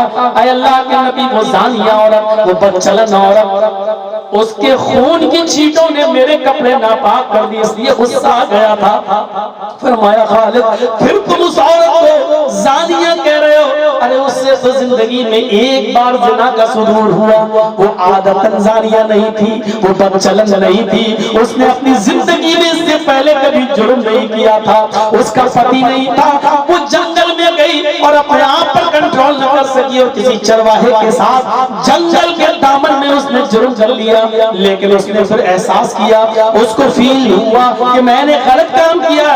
वो अल्लाह के दरबार में सच्ची तौबा करने आ गई, मेरे दरबार में आई, मैंने उसको संसार का हुक्म दिया। उस औरत ने पत्थरों से पिट-पिट कर अपनी जान दे दी, वो अपने आप को पाक कर रही कर ली और तुम उसको जानिया कहते हो, बदचलन कहते हो। ऐ खालिद तुम्हें नहीं मालूम उस औरत ने अपनी जान देकर कितनी सच्ची तौबा की है, कैसी पाक हो गई है। उस औरत ने ऐसी सच्ची तौबा की है कि उस एक औरत की तौबा को इस मदीने के 70 गुनाहगारों पर, और वो गुनाहगार भी इतने बड़े जो जहन्नम में जाने के लायक हो, यानी 70 जहन्नमी जिनको जहन्नम में जाने की सजा हो, अगर उस एक औरत की तौबा को इस मदीने के 70 गुनाहगार जहन्नमियों पर डाल दिया जाए तो इस एक औरत की तौबा से उन 70 की बख्शिश हो जाए, वो 70 की 70 भी जन्नती बन जाए। उसने तो ऐसी सच्ची तौबा की है, उसने तो ऐसी सच्ची पाकी हासिल की है। ऐ खालिद आज के बाद आइंदा कभी इस औरत को जानिया और बदचलन मत कहना। पूरा वाकया बताने का मकसद यह है कि इस्लाम माँ के पेट से पैदा होने वाले बच्चे की भी गिराने की इजाजत नहीं देता है, उसको भी माँ के पेट में मारने की इजाजत नहीं देता है, चाहे वो जिना ही की पैदावार हो। एक लड़का लड़की गलत काम हो गया, अमल ठहर गया, अब मुंह मेरा काला न हो जाए समाज में, सोसाइटी में, इसलिए वो डॉक्टर लेडी डॉक्टरों के पास जाकर अपने पेट के बच्चे को गिरा देते हैं। ये और बड़ा जुर्म करते हैं। जिना तो जुर्म हुआ ही हुआ, लेकिन उस बच्चे को गिरा कर उसका कत्ल भी कर देते हैं, जो जिना से बड़ा जुर्म है। मेरे प्यारे साथियों, गौर कीजिए, इस्लाम तो उस नाजायज और हराम बच्चे को भी, उस गलत बच्चे को भी इस दुनिया में गिराने की इजाजत नहीं देता है। इस्लाम कहता है बच्चा अगरचे नाजायज है, लेकिन बच्चे का कसूर नहीं है, वो दुनिया में बाप का नाम नहीं पाएगा तो क्या हुआ, उसका अल्लाह तो है, उसका रब तो है। इस दुनिया में आने के बाद उसको भी नमाज पढ़ने का हक है, उसको भी रोजा रखने का हक है, उसको भी अल्लाह की इबादत करने का हक है। इस्लाम मोहम्मद रसूलुल्लाह का दीन उस नाजायज बच्चे को भी मस्जिद में आने की इजाजत देता है, उस बच्चे को भी नमाज पढ़ने की इजाजत इजाजत देता है, उस बच्चे को भी रोजा रखने की इजाजत देता है। और ये कहता है ये बच्चा जब बड़ा हो जाए तो समाज के लोग अपनी बेटी की शादी उस बच्चे के साथ कर दे तो कोई गुनाह नहीं है। इसलिए ये बच्चा तो अगरचे नाजायज है, लेकिन इस बच्चे का कसूर अपनी पैदाइश में कुछ नहीं है, इसलिए बच्चा बेकसूर है। अगरचे बाप का नाम नहीं पाएगा, अब इस बच्चे का दुनिया में अल्लाह है, अगरचे माँ है लेकिन माँ मर चुकी है, अब माँ भी नहीं। इस बच्चे का इस दुनिया में अब अल्लाह है, लेकिन नमाज पढ़ने का हक है, रोजा रखने का हक है, ज़कात देने का हक है, तौबा करने का हक है, हज करने का हक है, और इस बच्चे को भी इबादत करके जन्नत में जाने का हक है।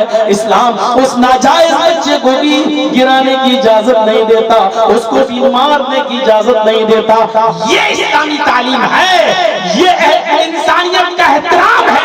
एक नाजायज बच्चे को भी नहीं गिराया जाएगा और हमल साखत नहीं किया जाएगा। मेरे भाइयों, यहाँ से अंदाजा लगाइए कि इंसानियत का कितना बड़ा अलमबरदार है हमारा ये मजहब इस्लाम। 12:08 हो चुके हैं। मेरे भाइयों, सर्दियों की रातों में इससे ज्यादा प्रोग्राम चलना भी नहीं चाहिए।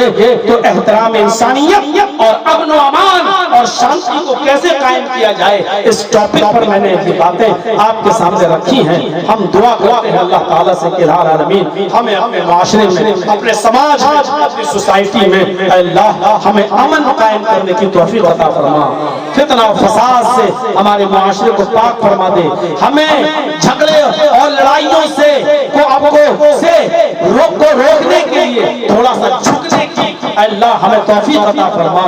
जरा नम हो तो ये मिट्टी बड़ी जरखे से साथी, अगर हमारी नरमी से अगर फसाद रुक जाए तो इसमें कोई बुराई नहीं। अल्लाह जब तक तू हमें जिंदा रख, इस्लाम पे जिंदा रखना, और जब हमारा खात्मा हो तो ईमान पर हमारा खात्मा फरमाना। वमा अलैना इल्लल बलागुल मुबीन व आखिरु दावाना अनिल हम्दुलिल्लाहि रब्बिल आलमीन। अस्सलामु अलैकुम व रहमतुल्लाहि व बरकातुहू।